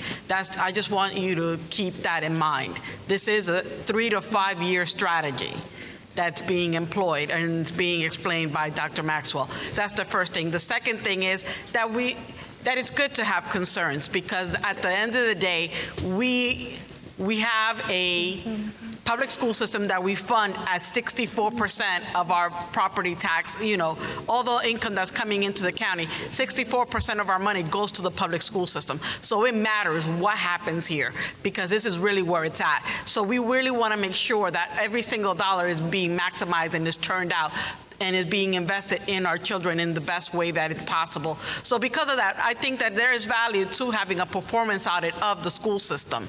And I think that this is the discussion that's being had behind the scenes.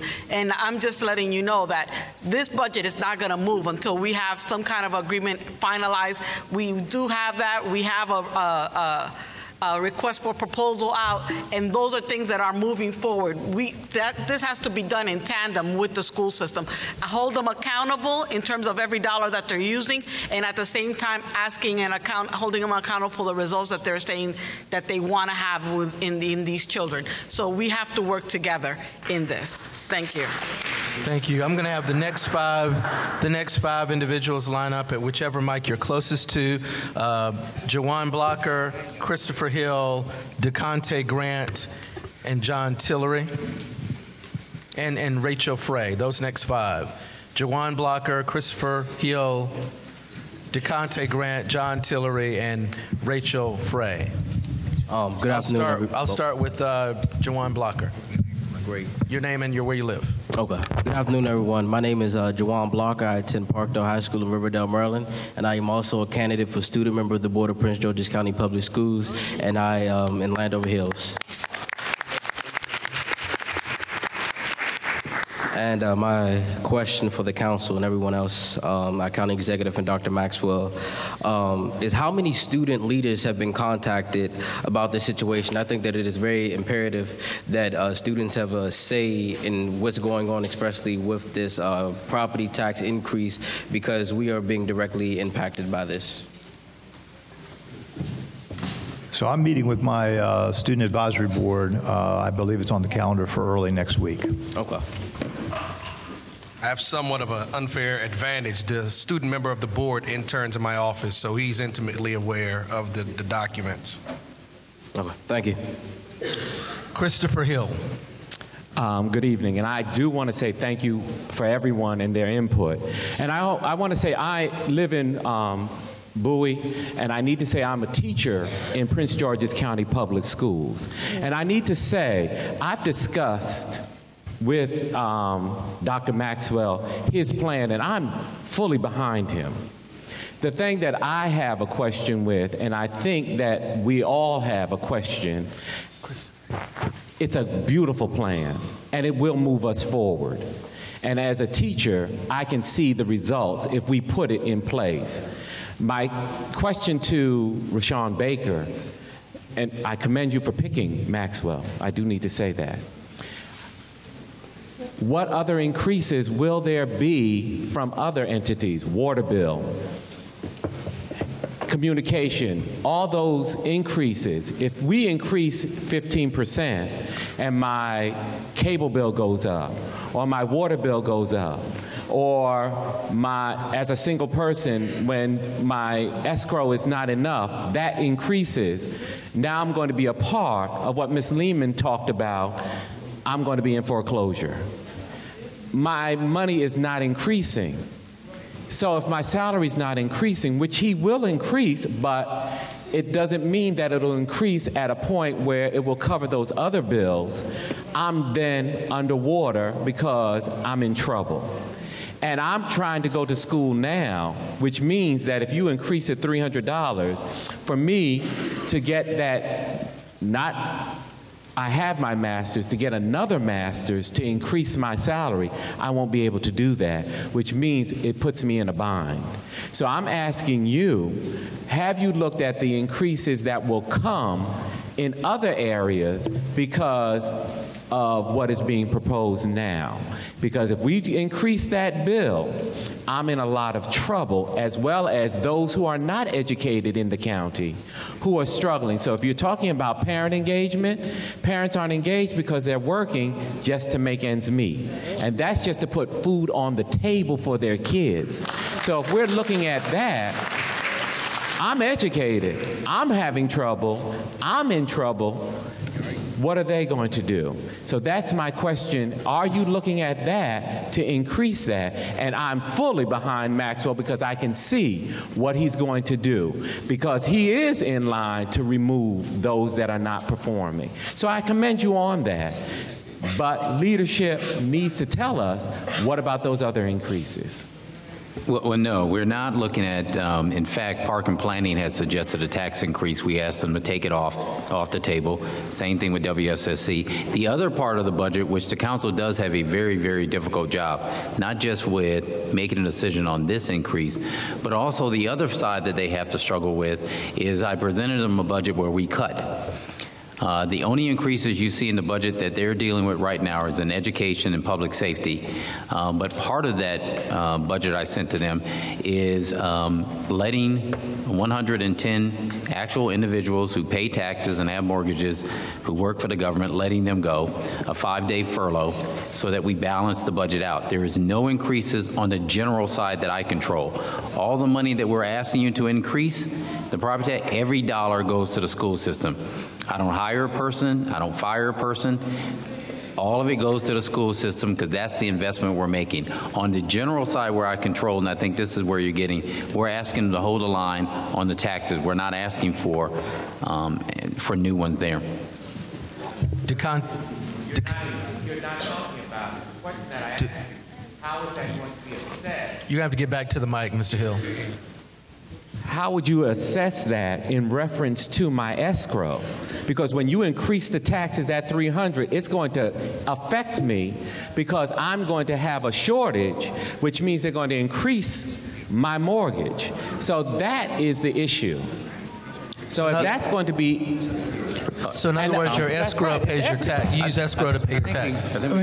Yeah, I mean, the folks, the majority of people who have escrow and make their payments, at the end of the year, your escrow, if the tax increase is approved, is more likely your escrow, your monthly amount's going to go up because of the proposed to 15 cents. Right. So then you're saying that I'm not going to be able to pay that because I'm going to be in trouble because my salary hasn't increased, it has decreased. No, if you're a teacher, you're going to get an increase. Right. No, you're going to get, if you're at a certain point, teachers will get an increase. If their steps have been at that, they're not getting an increase. If you're in the, and Dr. Maxwell can answer it, but if you're in the education field In the budget we propose, they have the only chance of getting an increase in salary. The general side of the county will not see an increase. That's the budget I propose to them. DeConte Grant. Good evening, and I want to thank you for having this meeting. My name is Deccan T. Grant, and I live in Upper Marlboro. I've been in the county for about 23 years. I have children in Prince George's County school system. I have some suggestions because my home is underwater as everybody else's home, and my taxes are over $6,000. So it looks like my taxes are not in the same line with my home value. So that's another story. My suggestion, first thing is, the school system is top heavy. What do I mean? Thank you. The high school my son went to had 8 assistant principals. Really? When I went to high school, we only had 1. So that's why you don't have money to pay the teachers. That's why you don't have a tissue in the bathroom when my daughter goes to elementary school. 8 assistant principals at one high school? For what? And then you have counselors already. So the money is there. You just need to manage what you have. That's my first thing.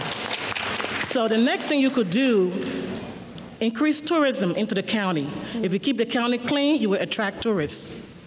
Cleanliness attracts people who want to live here, attracts tourists. This is the tourism season. DC is bursting at the seams, but none come to PG. Why?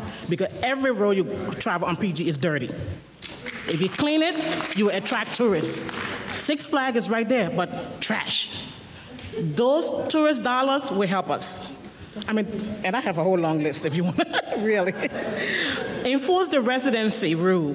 There are people that are coming to our schools that don't live in the county. Make sure the school officials do their job and enforce that. You will cut down the amount of crowdedness in the classroom like that. Because half of the people that come here don't live here. So they're not paying the taxes, we are. The next suggestion, find other sources of income, like I said, tourism, and also tax other areas, because our home values are already low. Our taxes are already at $6,000. I can't sell my house because I will lose $300,000. So if you increase my tax, like the gentleman said, and my mortgage company go increase my mortgage payment, guess what? The home will never get out of the water.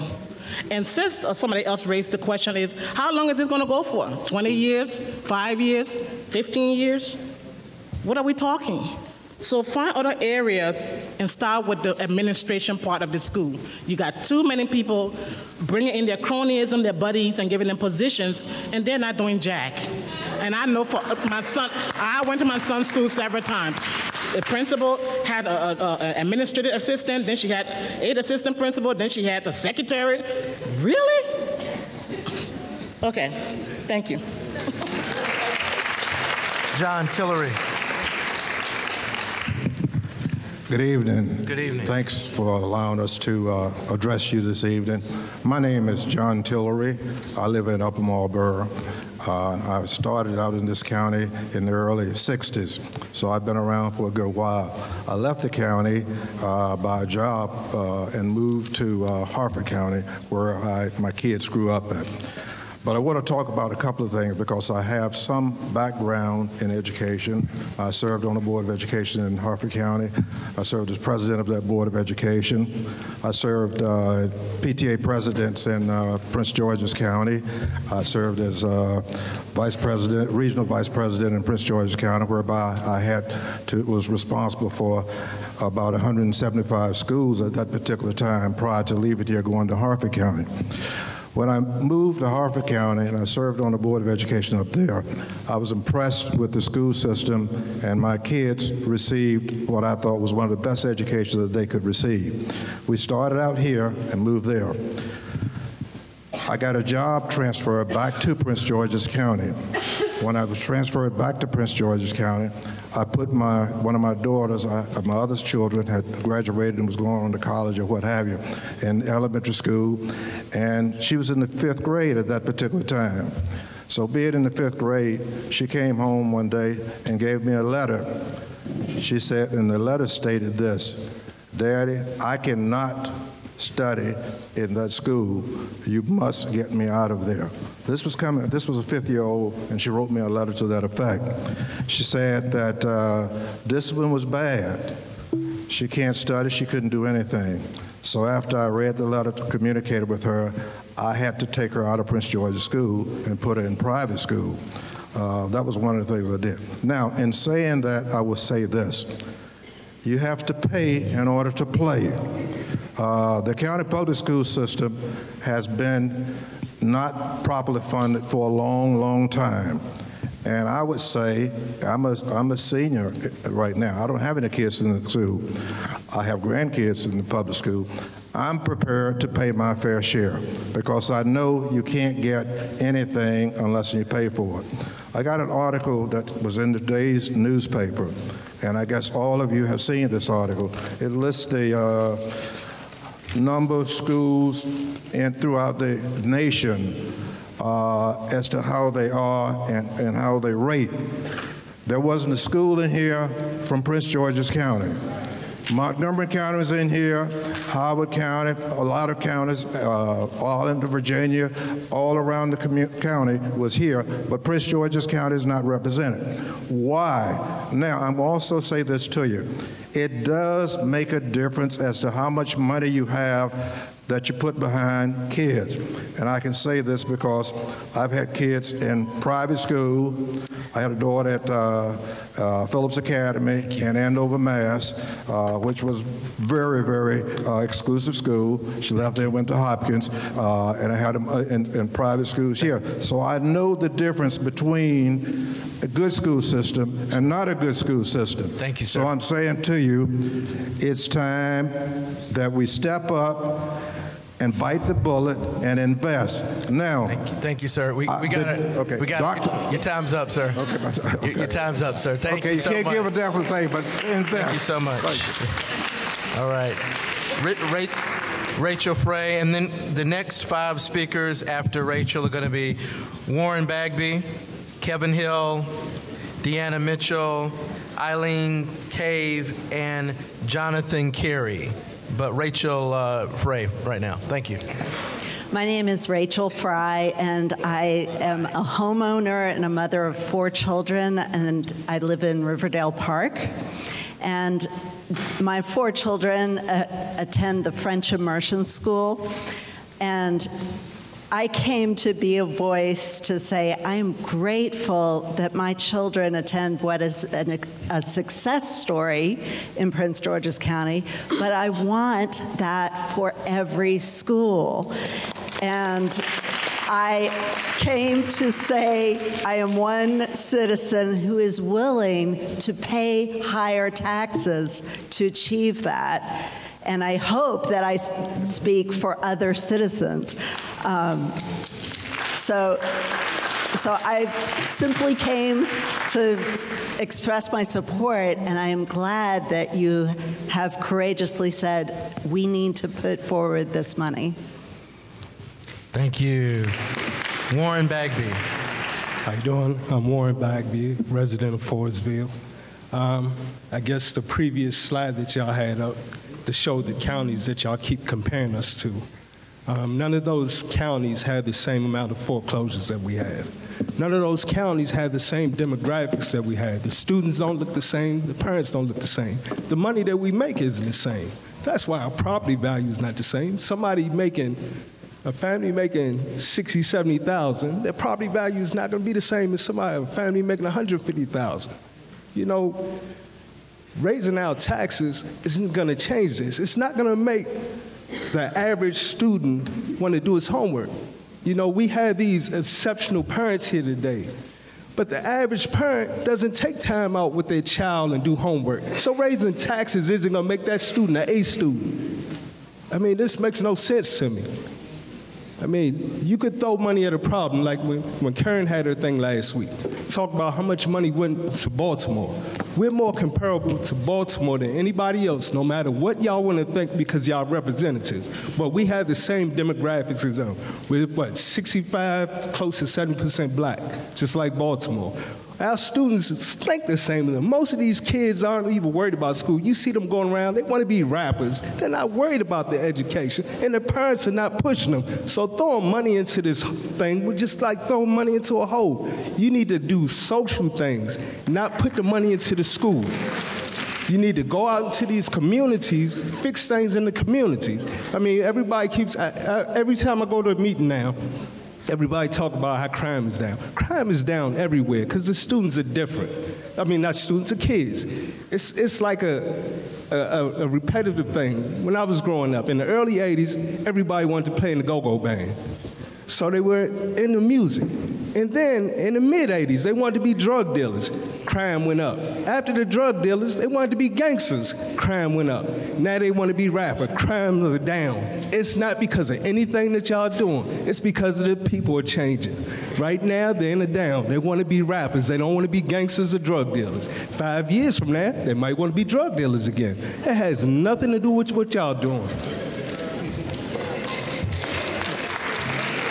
I don't know where you got your figures from, but in Prince George's County, the African American population in terms of salary is the highest anywhere in the United States and higher than any place and probably in the world. The education level of the people in Prince George's County, African American, is higher than any place in the United States and higher than any place in the world. That's not comparable with Baltimore City. So in that respect, your figures are wrong. No, this is a fairly wealthy county with pockets of poverty. That's where you're wrong.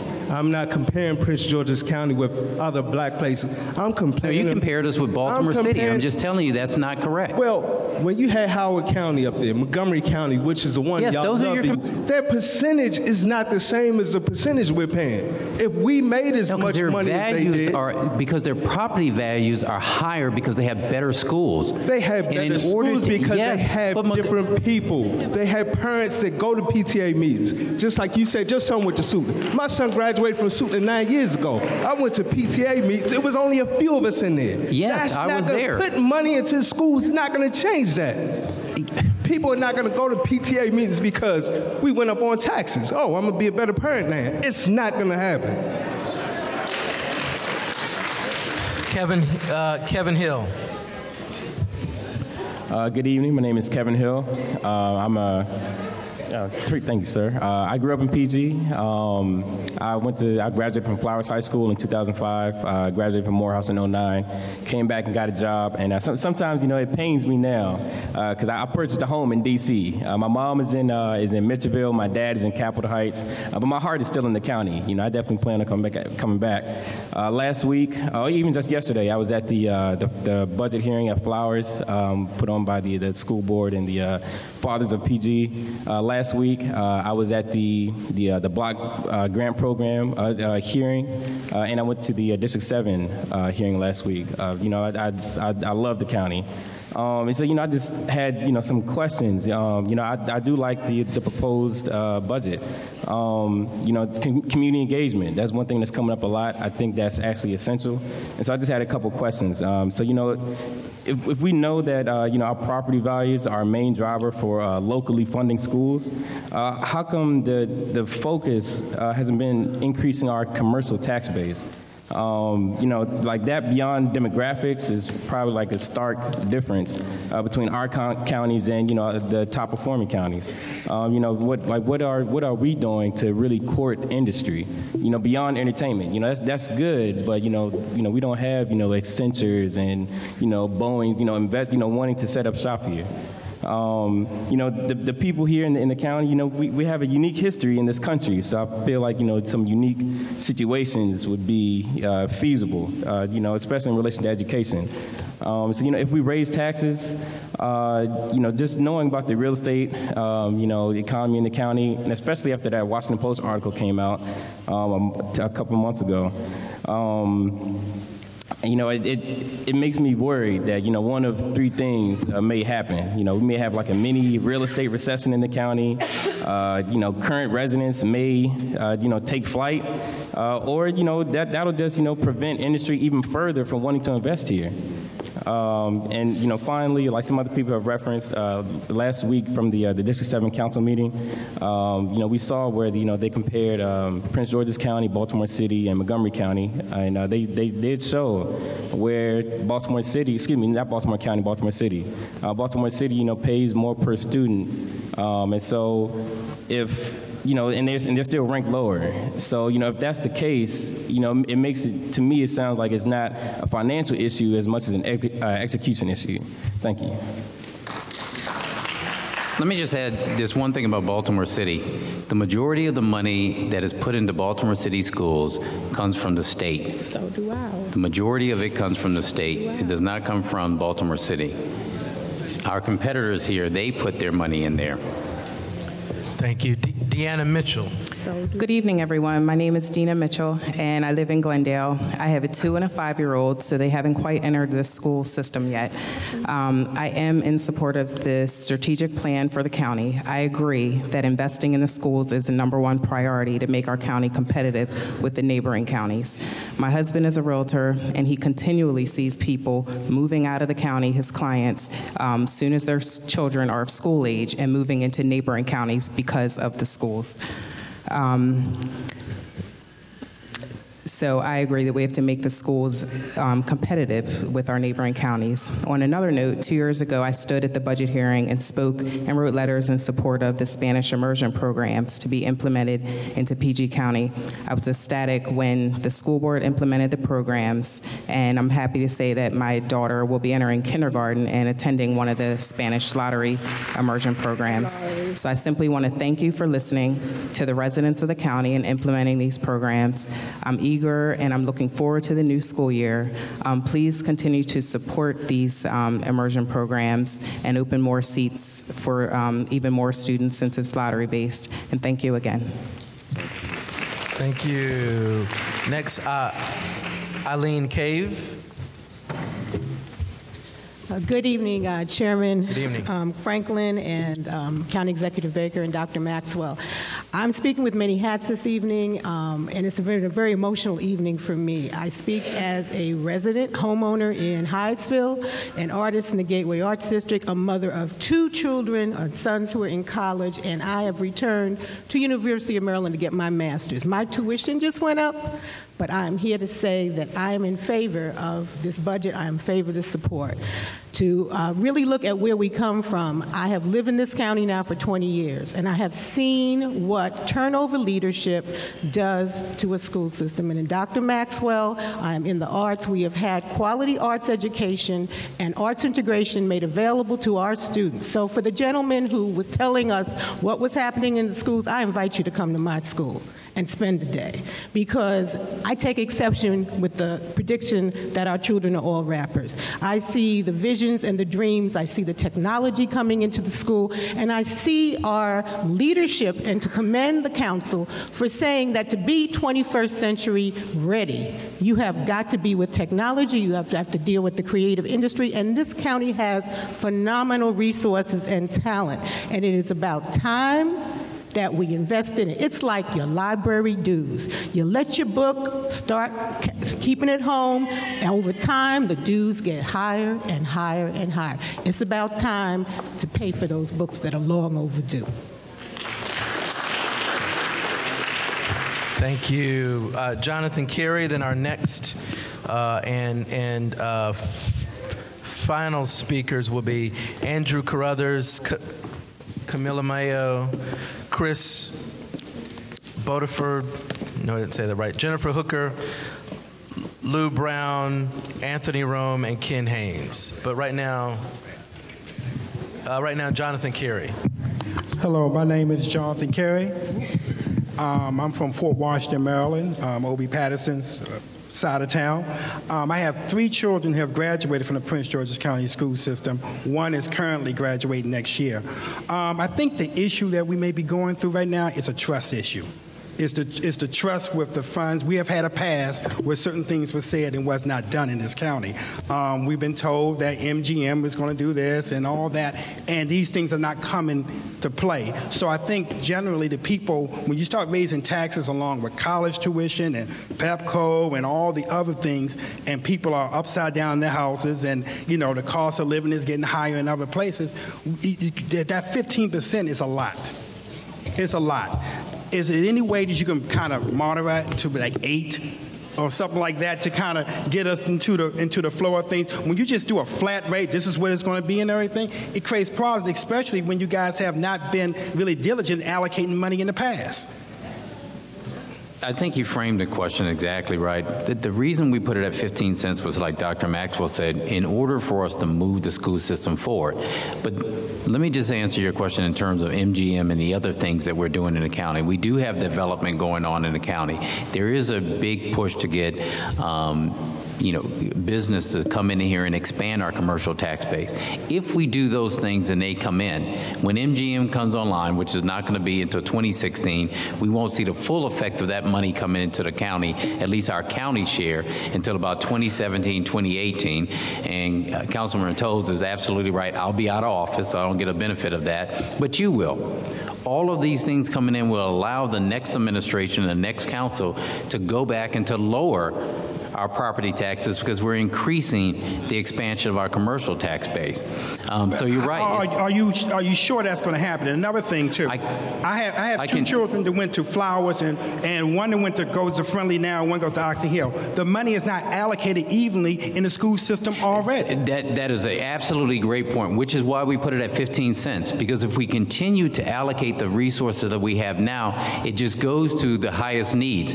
This budget is based on making sure every single school district in this 500 square mile county gets the resources it needs to bring up all our children. So it's not just about, children who need remedial math. It's also about gifted and talented. It's not just about Spanish immersion. It's also about a reading tutor.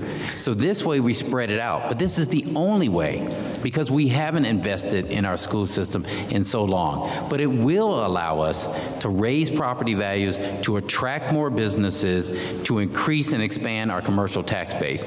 Without that, we can't. I can tell you now, we're using every trick in the tool. We just did an opening for Dave & Buster's to come here. I damn near had to beg them every day if they'd come to the county, because the reputation of the county is based on our school system. That's the way it works. So if we increase the commercial tax base, we bring the folks in, and you're right, you're shaking, it's a matter of trust. On this one, the money goes to the school system to improve it. It does not go into the general budget. Can I just say something can I just address your concern? And because I too I shared your frustration. And so one of the things that the council has asked is that the school system give us a breakdown by school and by program what is being spent at each school, and you should be able to look that up yourself online and know what Central High School is going to be getting, what Oxon Hill is going to be getting, and the schools in my district. I want to know exactly down to the dime because I'm going to hold them accountable to that dime. It's live now. It went online last night. Okay. Well, now you know. Thank you. Thank you. And Dr. Maxwell, do you know the website does anyone know the website? Go to pgcps.org, and you can connect to it from our webpage. Give me just one second here, and I'll give you the. So if you want to look up the school-by-school breakdown of the investment proposal, so what it would mean for your neighborhood school, you would go to pgcps.org, and then. It's on the homepage. And then follow the directions from the homepage. Okay.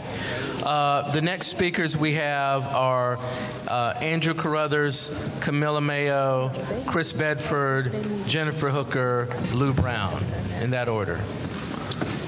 Good evening, and thank you all for your time and attention. I have just three, hopefully brief points.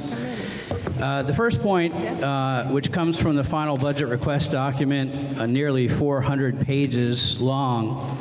I'm grateful for the amount of information in it, but I have some concerns about the quality. In particular, I like to take the long view, and I noticed that the county's contribution in that document towards the school system from the year 2004 through this year went up approximately $100 million. At the same time, the number of students in the system went down 10,000. So I'm frankly baffled how we can spend $100 million extra dollars from the county level and end up in the basement at the bottom tier, as previous speakers have mentioned. And I frankly don't understand what the next $100 million will do that the last $100 million clearly did not. Second point, briefly, I was floored to see the figures surrounding some of the gambling revenue and the fact that the state spends $1 billion a year on our schools, and still we're in the basement. And third, I'd like to compliment CEO Maxwell and others who have been very candid about the critical importance of returning the middle-class families back into the school system.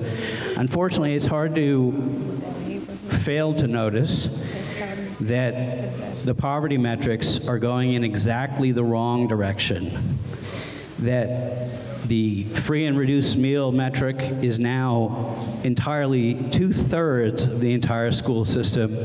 And worse than that, the lower grades are up over 3 out of every 4 students. So that's a trend line going in the wrong direction.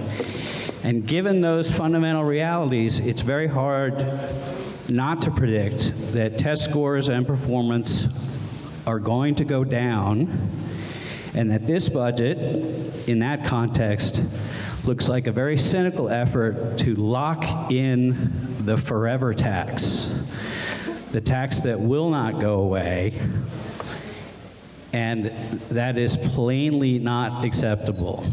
It hasn't worked before, and it is not acceptable now. Thank you. Thank you. I wanted to acknowledge a couple of more current and former municipal officials. Jennifer Jenkins from the City Council of Glenarden is in the back. Thank you, Jennifer. Also, former Capitol Heights Mayor Darrell Miller is also in the back. Thank you. Our next speaker. He's also a council member in the town of Capitol Heights. Oh, current council member in the town of Capitol Heights. My apologies. That's right. That is correct. Thank you for the correction, Ms. Tolles. We will now have Camilla Mayo, followed by Chris Bedford, Jennifer Hooker, Lou Brown, Anthony Rome, and the final speaker, Ken Haynes. Good evening. Camilla Mayo, Bowie resident of about 18 years. Just so I'm clear, Dr. Maxwell, you mentioned the school-based budget and that if this is funded, there will no longer be a need for principals to have to pick and choose which support positions they have to purchase out of their school budget.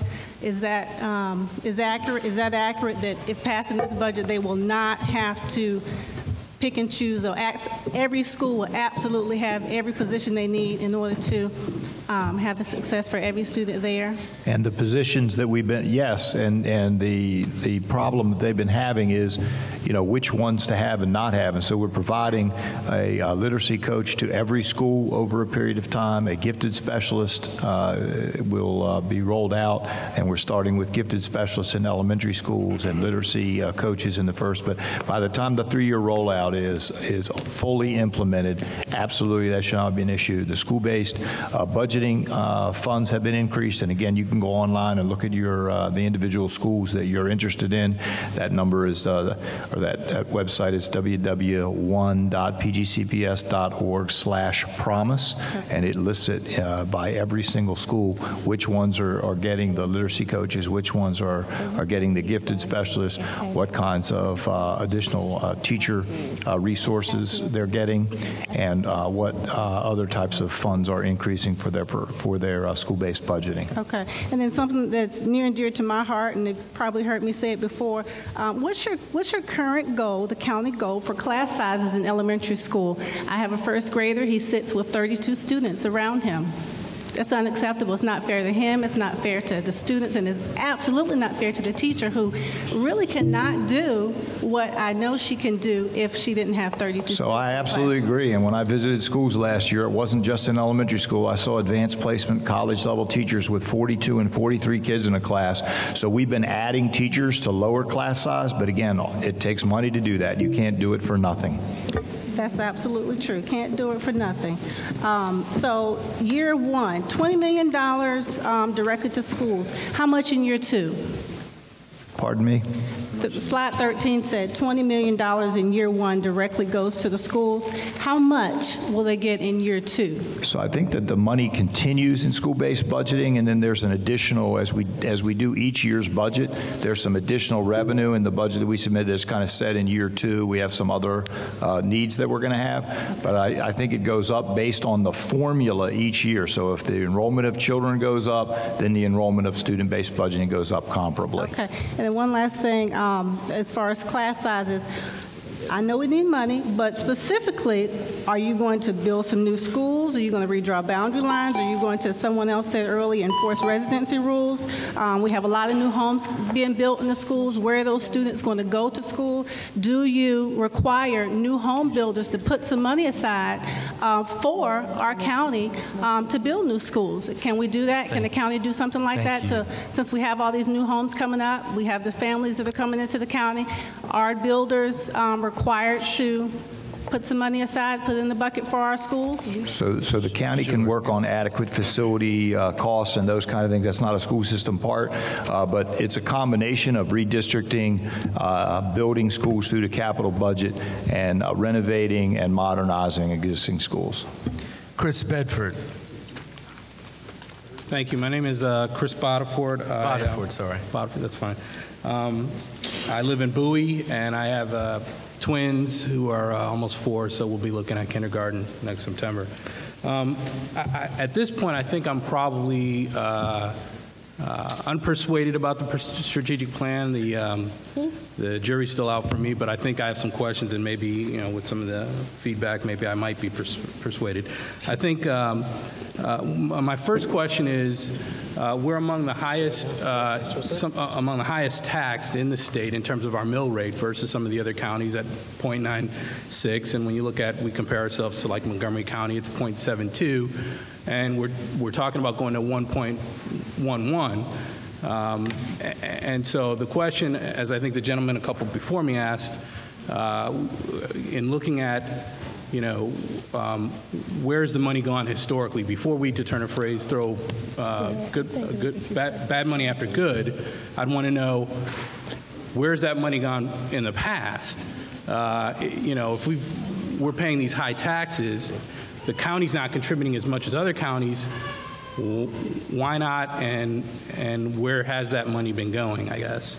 Secondly, I've heard a lot of people use the sort of investment metaphor and the financial terms of return on investment, and I thought to myself, hypothetically, if my financial planner called me and wanted to talk about my 401k and said, Mr. Boddiford, you've been contributing at the highest levels, and I've been delivering the lowest results to you for the last 7 years or number of years, and said to me, but I think I can turn around in 5 years if you just give me more money, the first question I would ask him is, what's been going on? What are we going to do to improve this? Before you ask me for more money, you got to give me something to go on how you're going to get better results.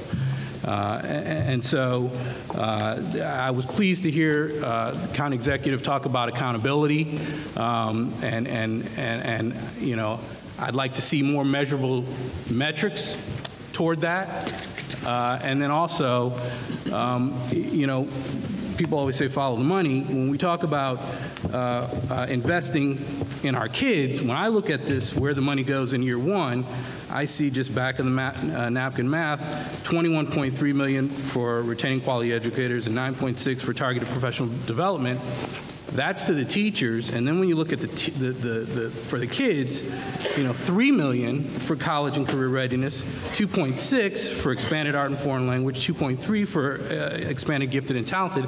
That's 10 to 1 for teachers to kids. And so I'm wondering whether we're investing in the teachers or the kids. And I understand it's not lost on me that a more stable education force leads to improvements for the kids, but 10 to 1 it seems a little out of whack to me. Thank you. Next, we're going to have Jennifer Hooker, followed by Lou Brown, Anthony Rome, and Ken Haynes. Good evening. Thank you all very much for having us here this evening. My name is Jennifer Hooker. I live right here in Capitol Heights in the Wilburn community that sits right here behind Central High School. I have 2 children that graduated from Prince George's County Public Schools, one from High Point High School and one from Central High School. And they have gone on to college, and they've completed college advanced degrees. And I'm proud that Prince George's County back then, my first daughter graduated in 1994, and Prince George's Public School did a fantastic job with her back then. 2004, my youngest child graduated from Central High School, and they did a dynamic job at Central High School. So I'm pleased to have students that graduated from Prince George's County Public Schools. I am not in favor of what you all are proposing, and after listening to the council member that's sitting next to Mrs. Tolles, he did not say that the state gave the authority to increase the property taxes if it is to maintain the school system's budget from last year. But see, this is exceeding the budget from last year, so this is a violation of whatever it is of that law. So you all are exceeding it by $100 million. So it was to maintain, that's when you can increase our property taxes.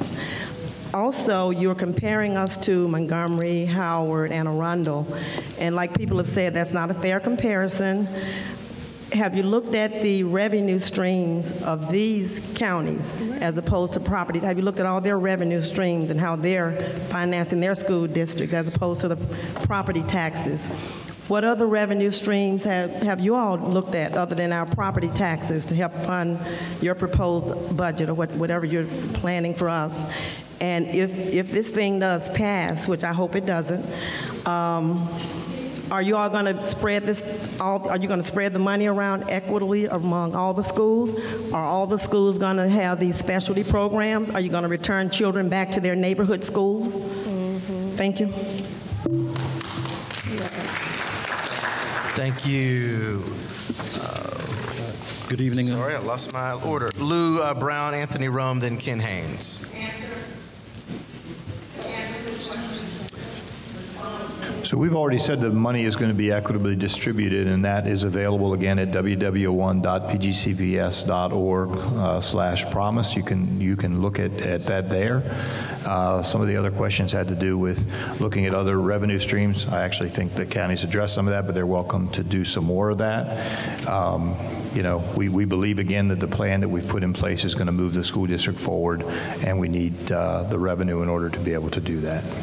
And on the question about where, in particular, the other counties in Maryland get their money, it's the same. In Maryland, basically, you got property taxes and income taxes for most governments. That's the vast majority of the money that funds education. So those are the 2 resources that pretty much everybody has to tap into to fund education.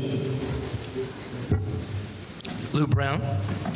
Good evening, and thanks for making the time to hear our feedback. My name is Lou Brown. I live in Bowie. I have children in grades 7, 5, and 1st grade.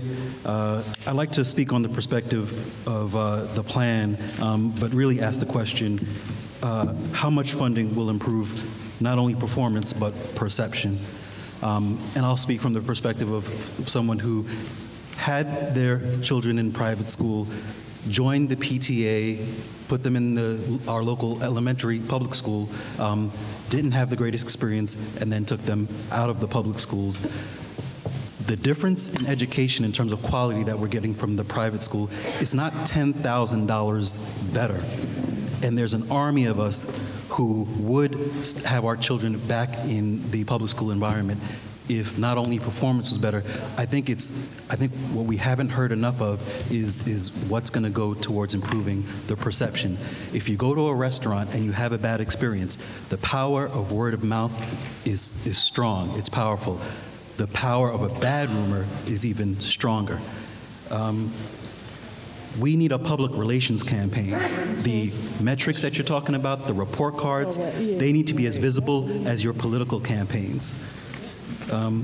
If you improve the product but keep doing what has already been done, current practices in terms of publicity, you might as well consider the strategic plan and the gains a secret operation. People are making relocation decisions now. People are making decisions on school for next year in terms of private school versus public now. Suggestions?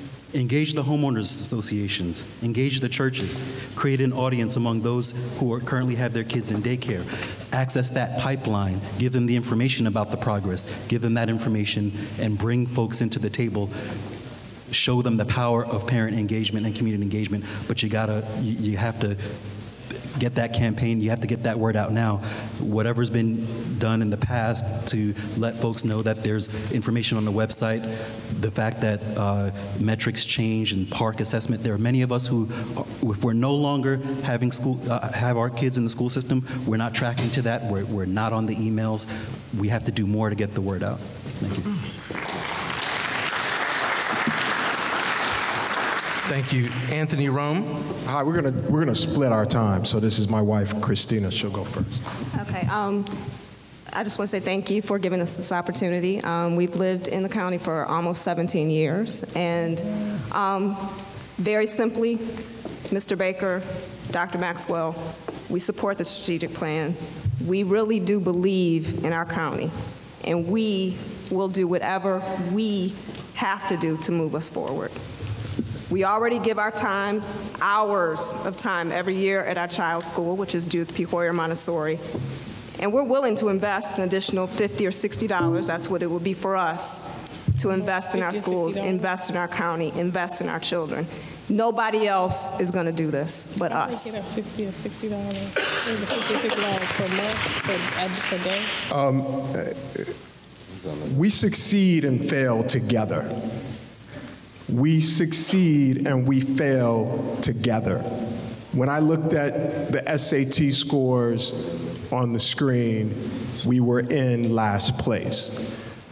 The lost income associated with that for our children per child is about $600,000 over a lifetime.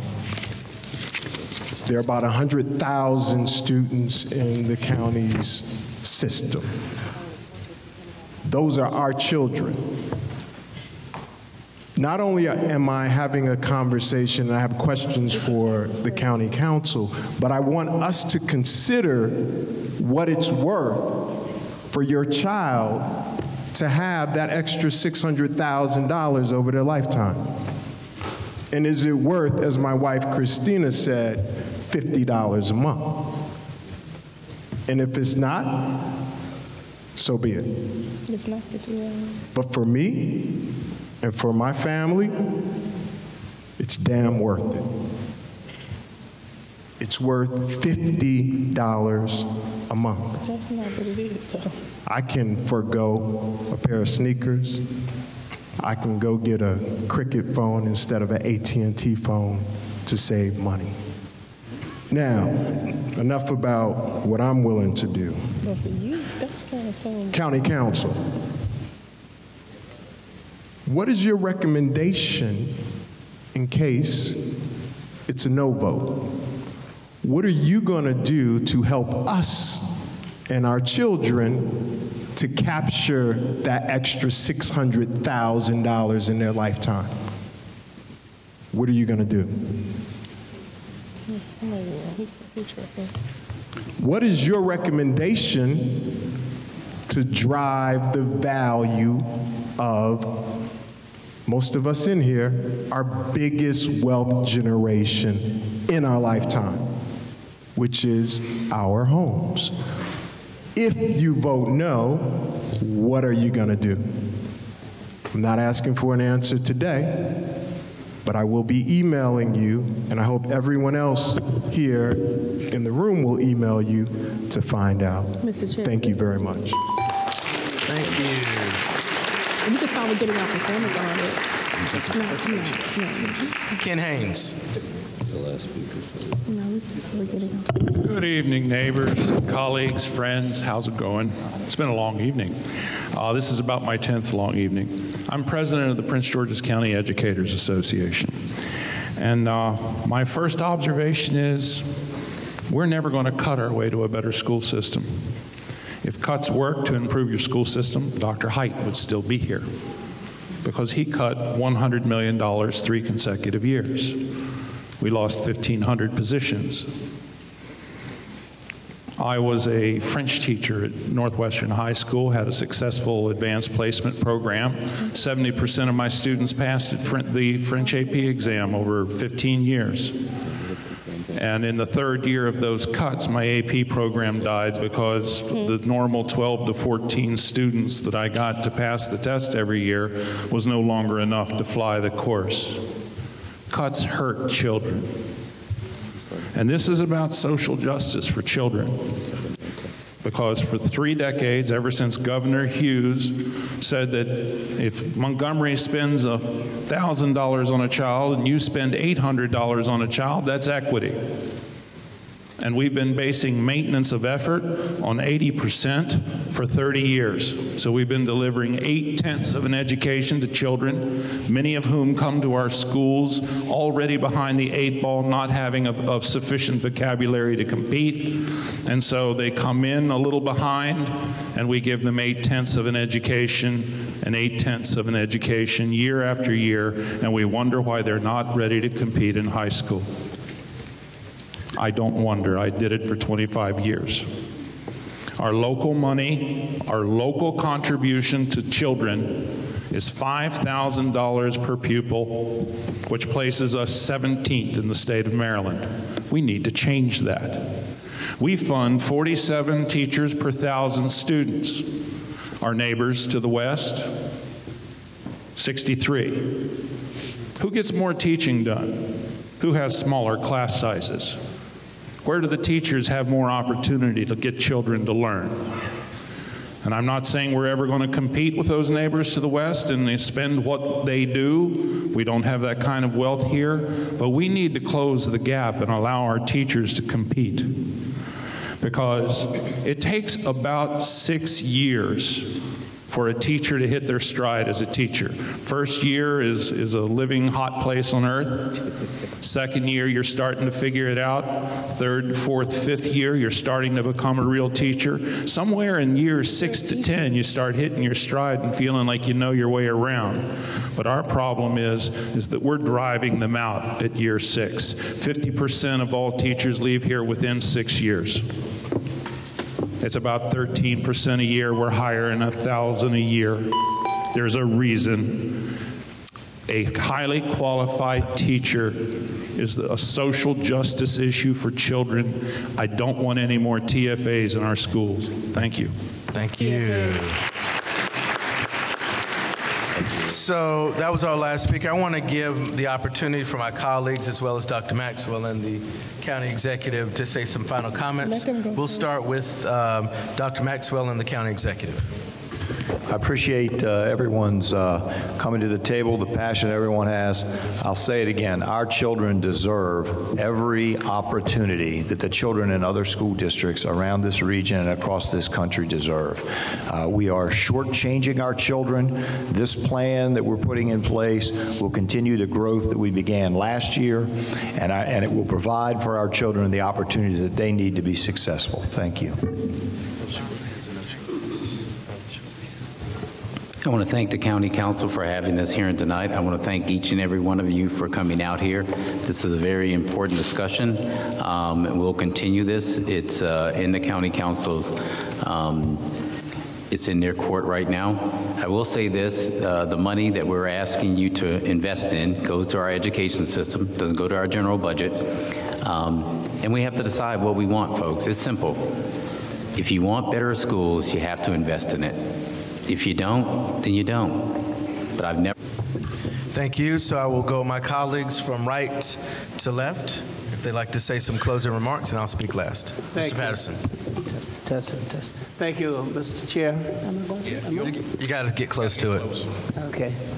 Thank you, Mr. Chair. Thank all of you for coming out this evening. It's been a long evening. In reference to the one person that raised the question, what is our plan 2, 3 if by chance this does not fly? Just know at the end of the day, this council has the responsibility of passing a balanced budget, and I have every reason to believe and know that at the end of the day, we will pass a balanced budget and submit it to the county executive. Thank you all for being here.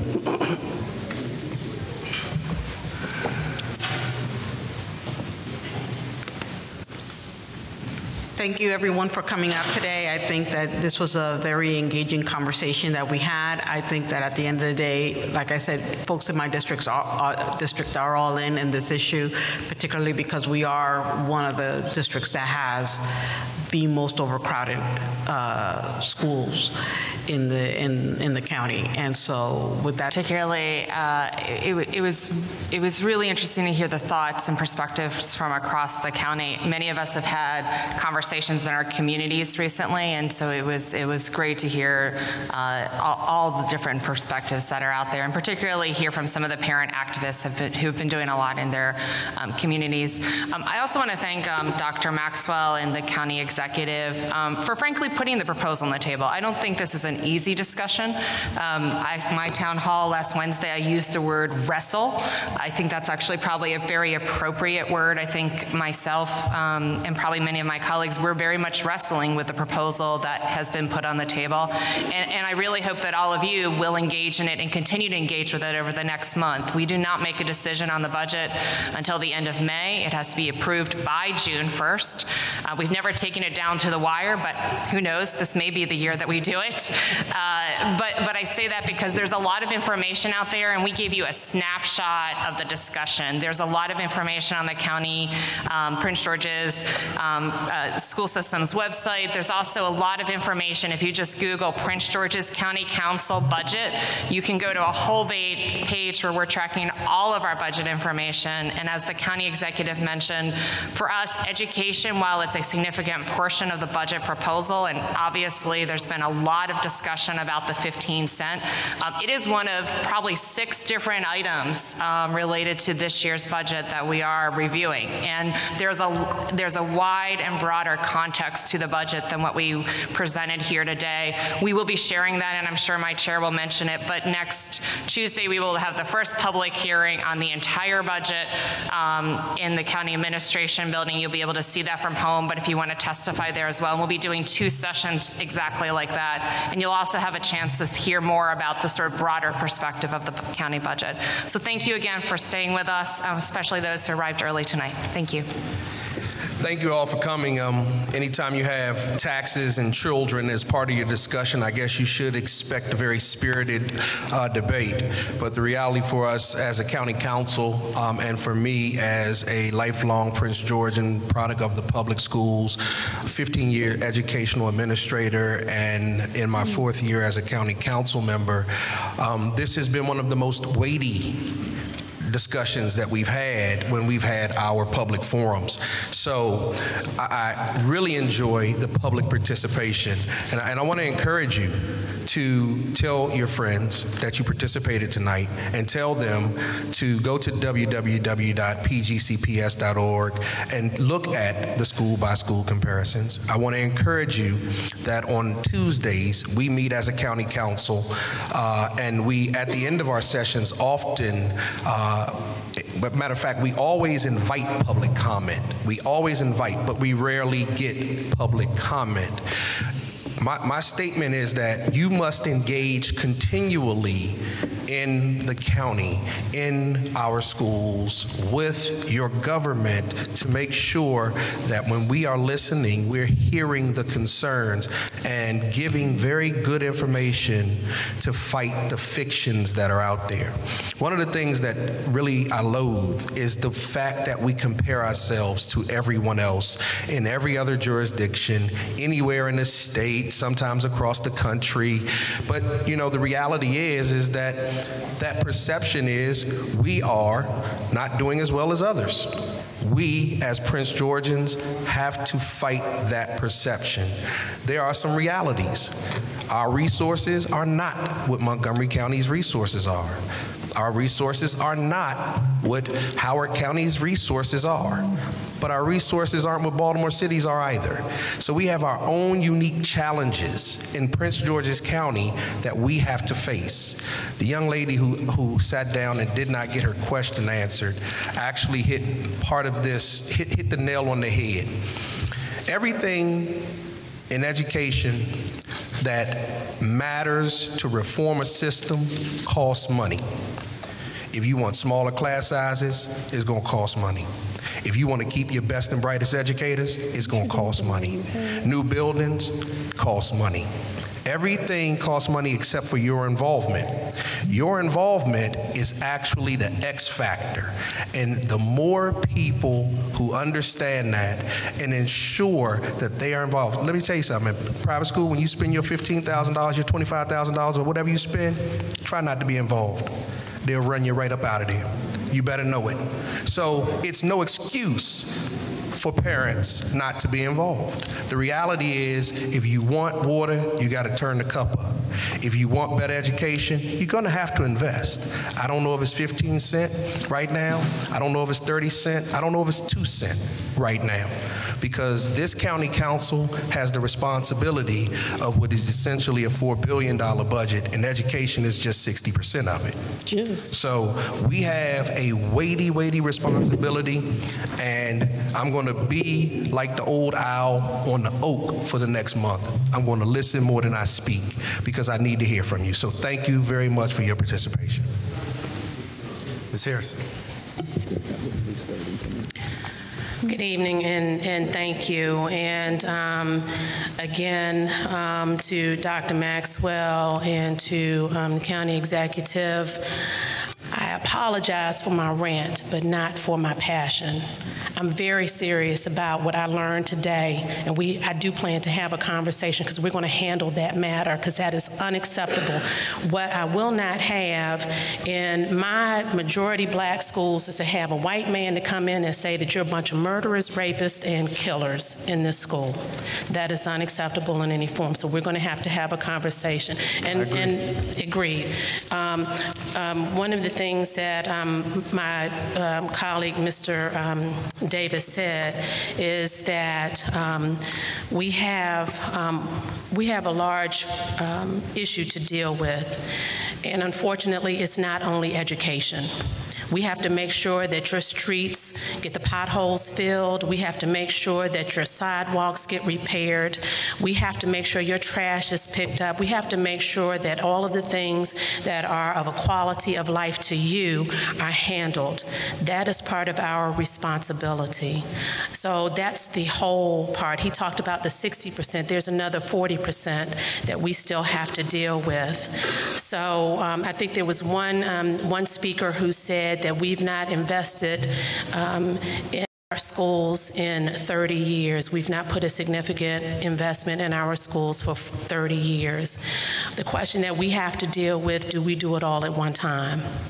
And I don't want anyone in here to think that because we ask these questions and we have the passion that we do about the issues that you're concerned about means that we don't care about education. We each care about education. I'm a lifelong resident of Prince George's County, just like a few of my other colleagues. As a matter of fact, my family is traced all the way back to the 1800s here in Prince George's County. I'm not going anywhere. I'm invested in Prince George's County. I have family members who are teachers here in the public school system. So I am concerned, but I'm also concerned about my seniors who may not be able to pay additional fees. And it's more than just the 15 cents. So those are issues that we have to deal with. That's why we're passionate about it, because there's so many more facets to just the education. There's more to government than just education, as hard as that may be for some people to hear. But that is what we were elected to do. We have the fiduciary responsibility for this entire government, not just the school system. And so over this next month, we have a lot to deal with. So yes, we'll continue to ask the hard questions, and some of you may not like the questions that we're asking, quite frankly, and you might not like the answers that you get from us, quite frankly, but that's our job. That's what you elected us to do, and I would hope that you would respect that that is what we have to do. Thank you. Ms. Lehman. Thank you. Thank you. I just want to reiterate what I said earlier, which is that I am not personally opposed to a school improvement plan, but as Councilwoman Harrison just finished saying, we do have a fiduciary responsibility to ensure the resources of this county are used wisely.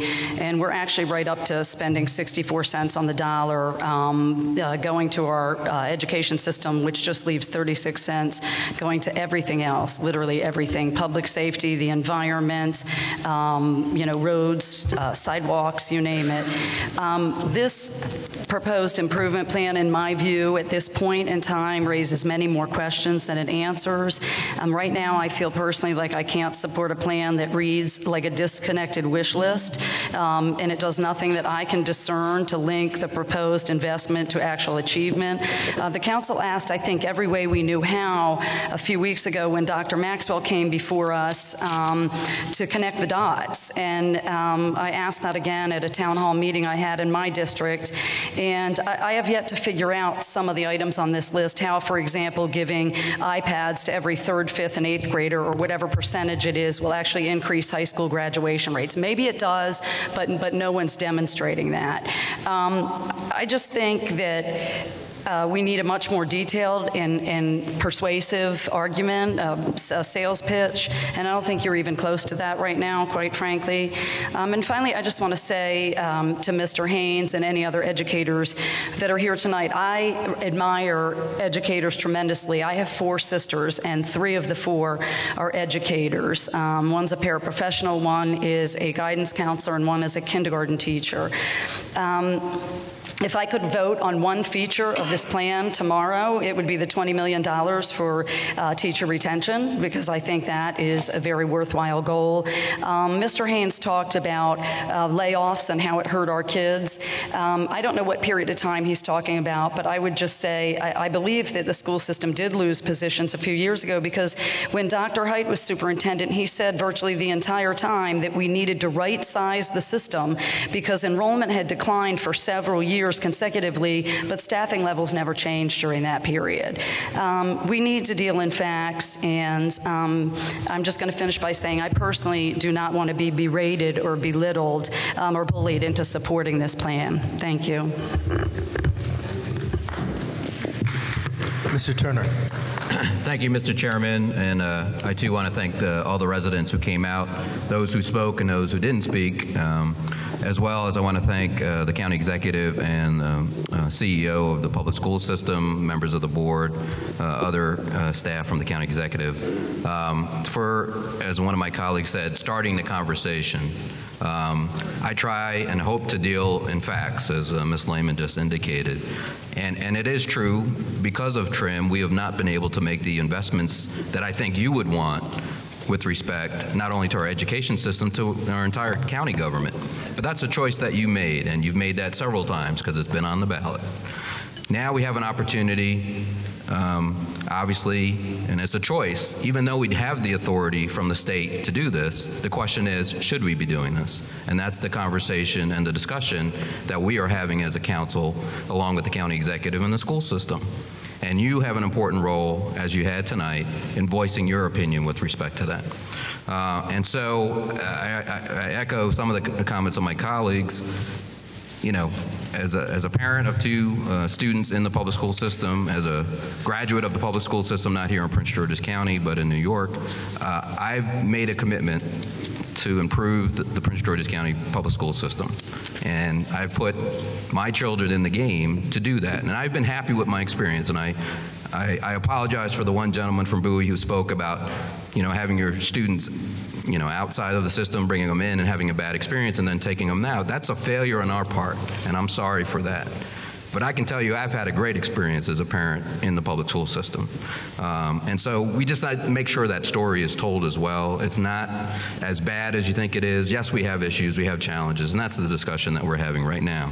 And no matter what we do with respect to this proposal before us, and I echo Ms. Lehman on this, we care about our county. We care about you. We care about your children. But we have to make decisions that are, in our opinion, just as the county executive has made this proposal and the school board, what we think that we're able to do as a county. And so that's the conversation I appreciate you participating in. I do apologize that it got a little bit heated and passionate, but that's a good thing, I think, because you care about this. And so that's the conversation that we're going to continue to have over the next 30 days. Now, I could sit here and say, listen, we should have had this conversation earlier, and I think we could have. But we are where we are now. And maybe there's an opportunity for us to continue that conversation after whatever decision this council makes with respect to this budget. Because I don't think it ends there. Whether we support it, whether we say nothing, whether we do something in the middle, the conversation and the work has to continue. And I appreciate one comment in particular, and I'll steal it for the future, even I did it in a different way, is about the trust. It's about trust factor.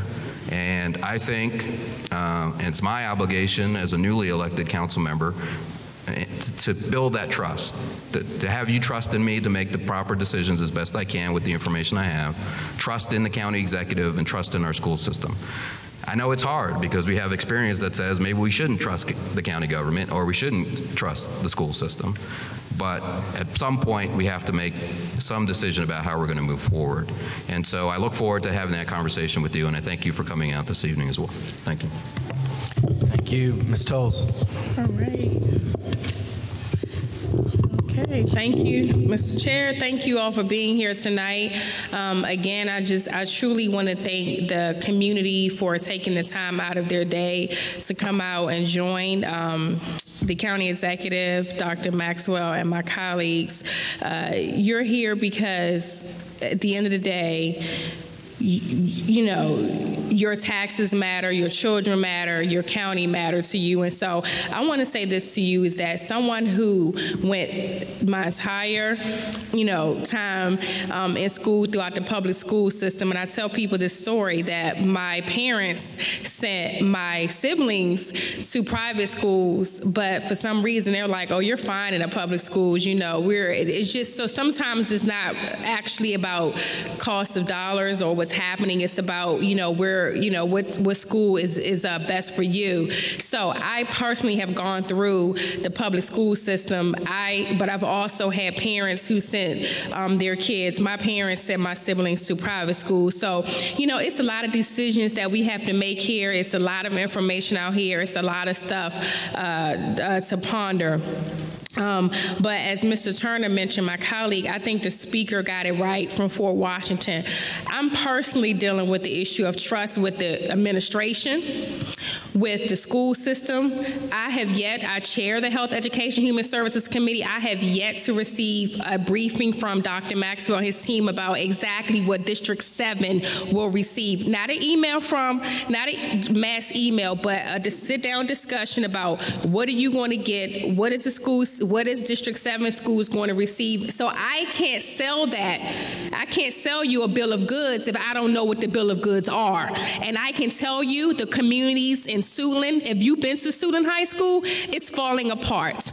And until you tell me you're going to build a new school, I haven't seen that. I haven't seen when we're improving communities like Capitol Heights, Councilman Miller. I haven't seen when we're improving communities like Sea Pleasant. I haven't been told that. I haven't been seeing that. So as your council member, you elected me to work on your behalf, to fight on your behalf, to advocate for you. And I can't do that if I haven't seen what the school system plans to do in your communities. I can't rightfully ask you to be in support of raising your taxes by 15.6% and increasing telecommunications tax by 50%, all for the education educational system when I can't see how that would benefit you when I haven't had a discussion yet in terms of what exactly you will gain from that.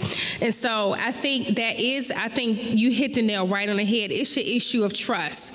It's an issue every day that I fight to improve the communities in District 7, the neighborhoods in District 7. And improving the school system is going to do that. If raising the taxes is going to do that, I have to see that. So I hope that we all can leave here, county executive's office, school system, and have an honest discussion.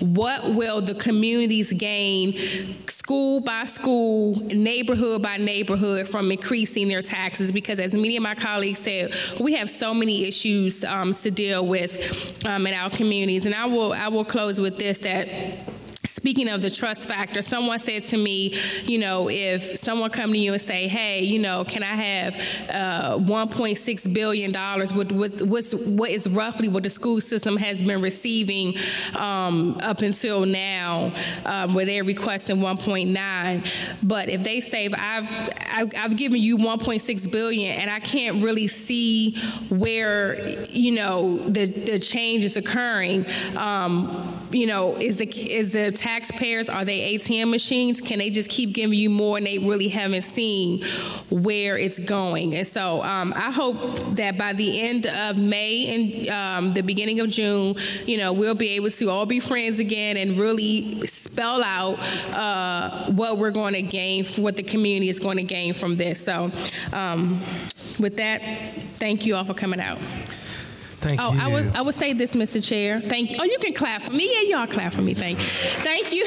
I would say this, that also I would ask you to visit the county's website. The council's Committee on Health, Education, Human Services Committee will be having their budget meeting starting with the Board of Education this week, April 23rd, and next week.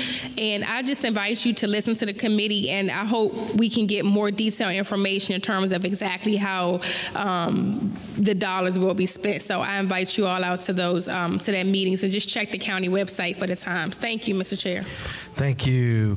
I do want to mention some of the upcoming budget forums that we will be having, or public hearings actually that we'll be having. On Monday, April 27th, we'll have the council budget hearing on the Maryland National Capital Park and Planning Commission. So that's they manage our parks and recreation for the county, as well as the planning department. That's at 7 o'clock on Monday, April 27th. All of these budget hearings will be held in the council hearing room. That's at the county administration building, first floor, 14741 Governor Odin Bowie Drive in Upper Marlboro. Again, that's 14741 Governor Odin Bowie Drive in Upper Marlboro. So that's Monday the 27th. On Tuesday, April 28th, and Monday, May 4th, we will have council budget public hearings on the operating and capital budget programs, and that'll include both the operating and capital budgets for the public school system. That will again be on Tuesday, April 28th, and Monday, May 4th at 7 p.m.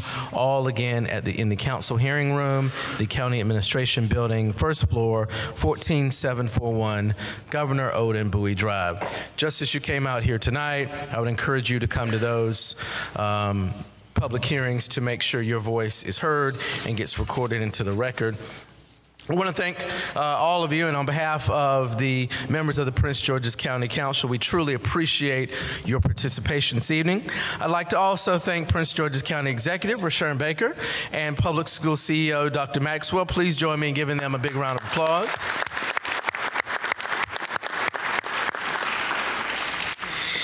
And Tom Himmler, sorry, didn't mean to forget Tom Himmler. They all were on the hot seat, and they endured. Tonight, we had an opportunity to hear directly from our county executive and our school CEO on the proposed FY 2016 budget for the Prince George's County Public Schools. And we also had the opportunity to hear from each of you. We had the opportunity to hear what we're doing well and where our challenges are and the ways that we can improve. One thing is for sure, we all are passionate and committed to creating 21st century world-class schools in Prince George's County.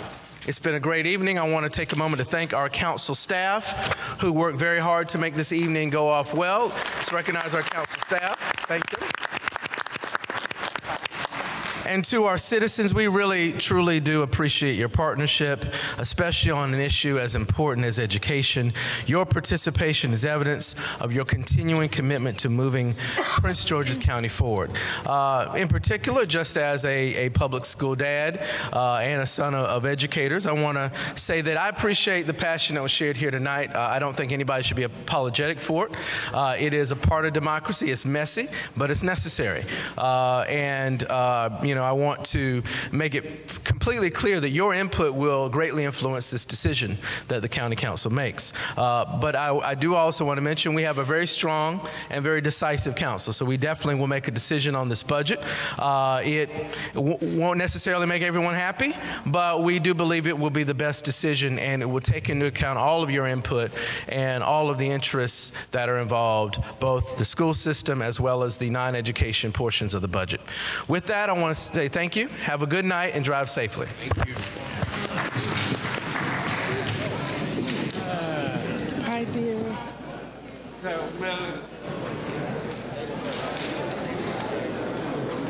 Take care, sir.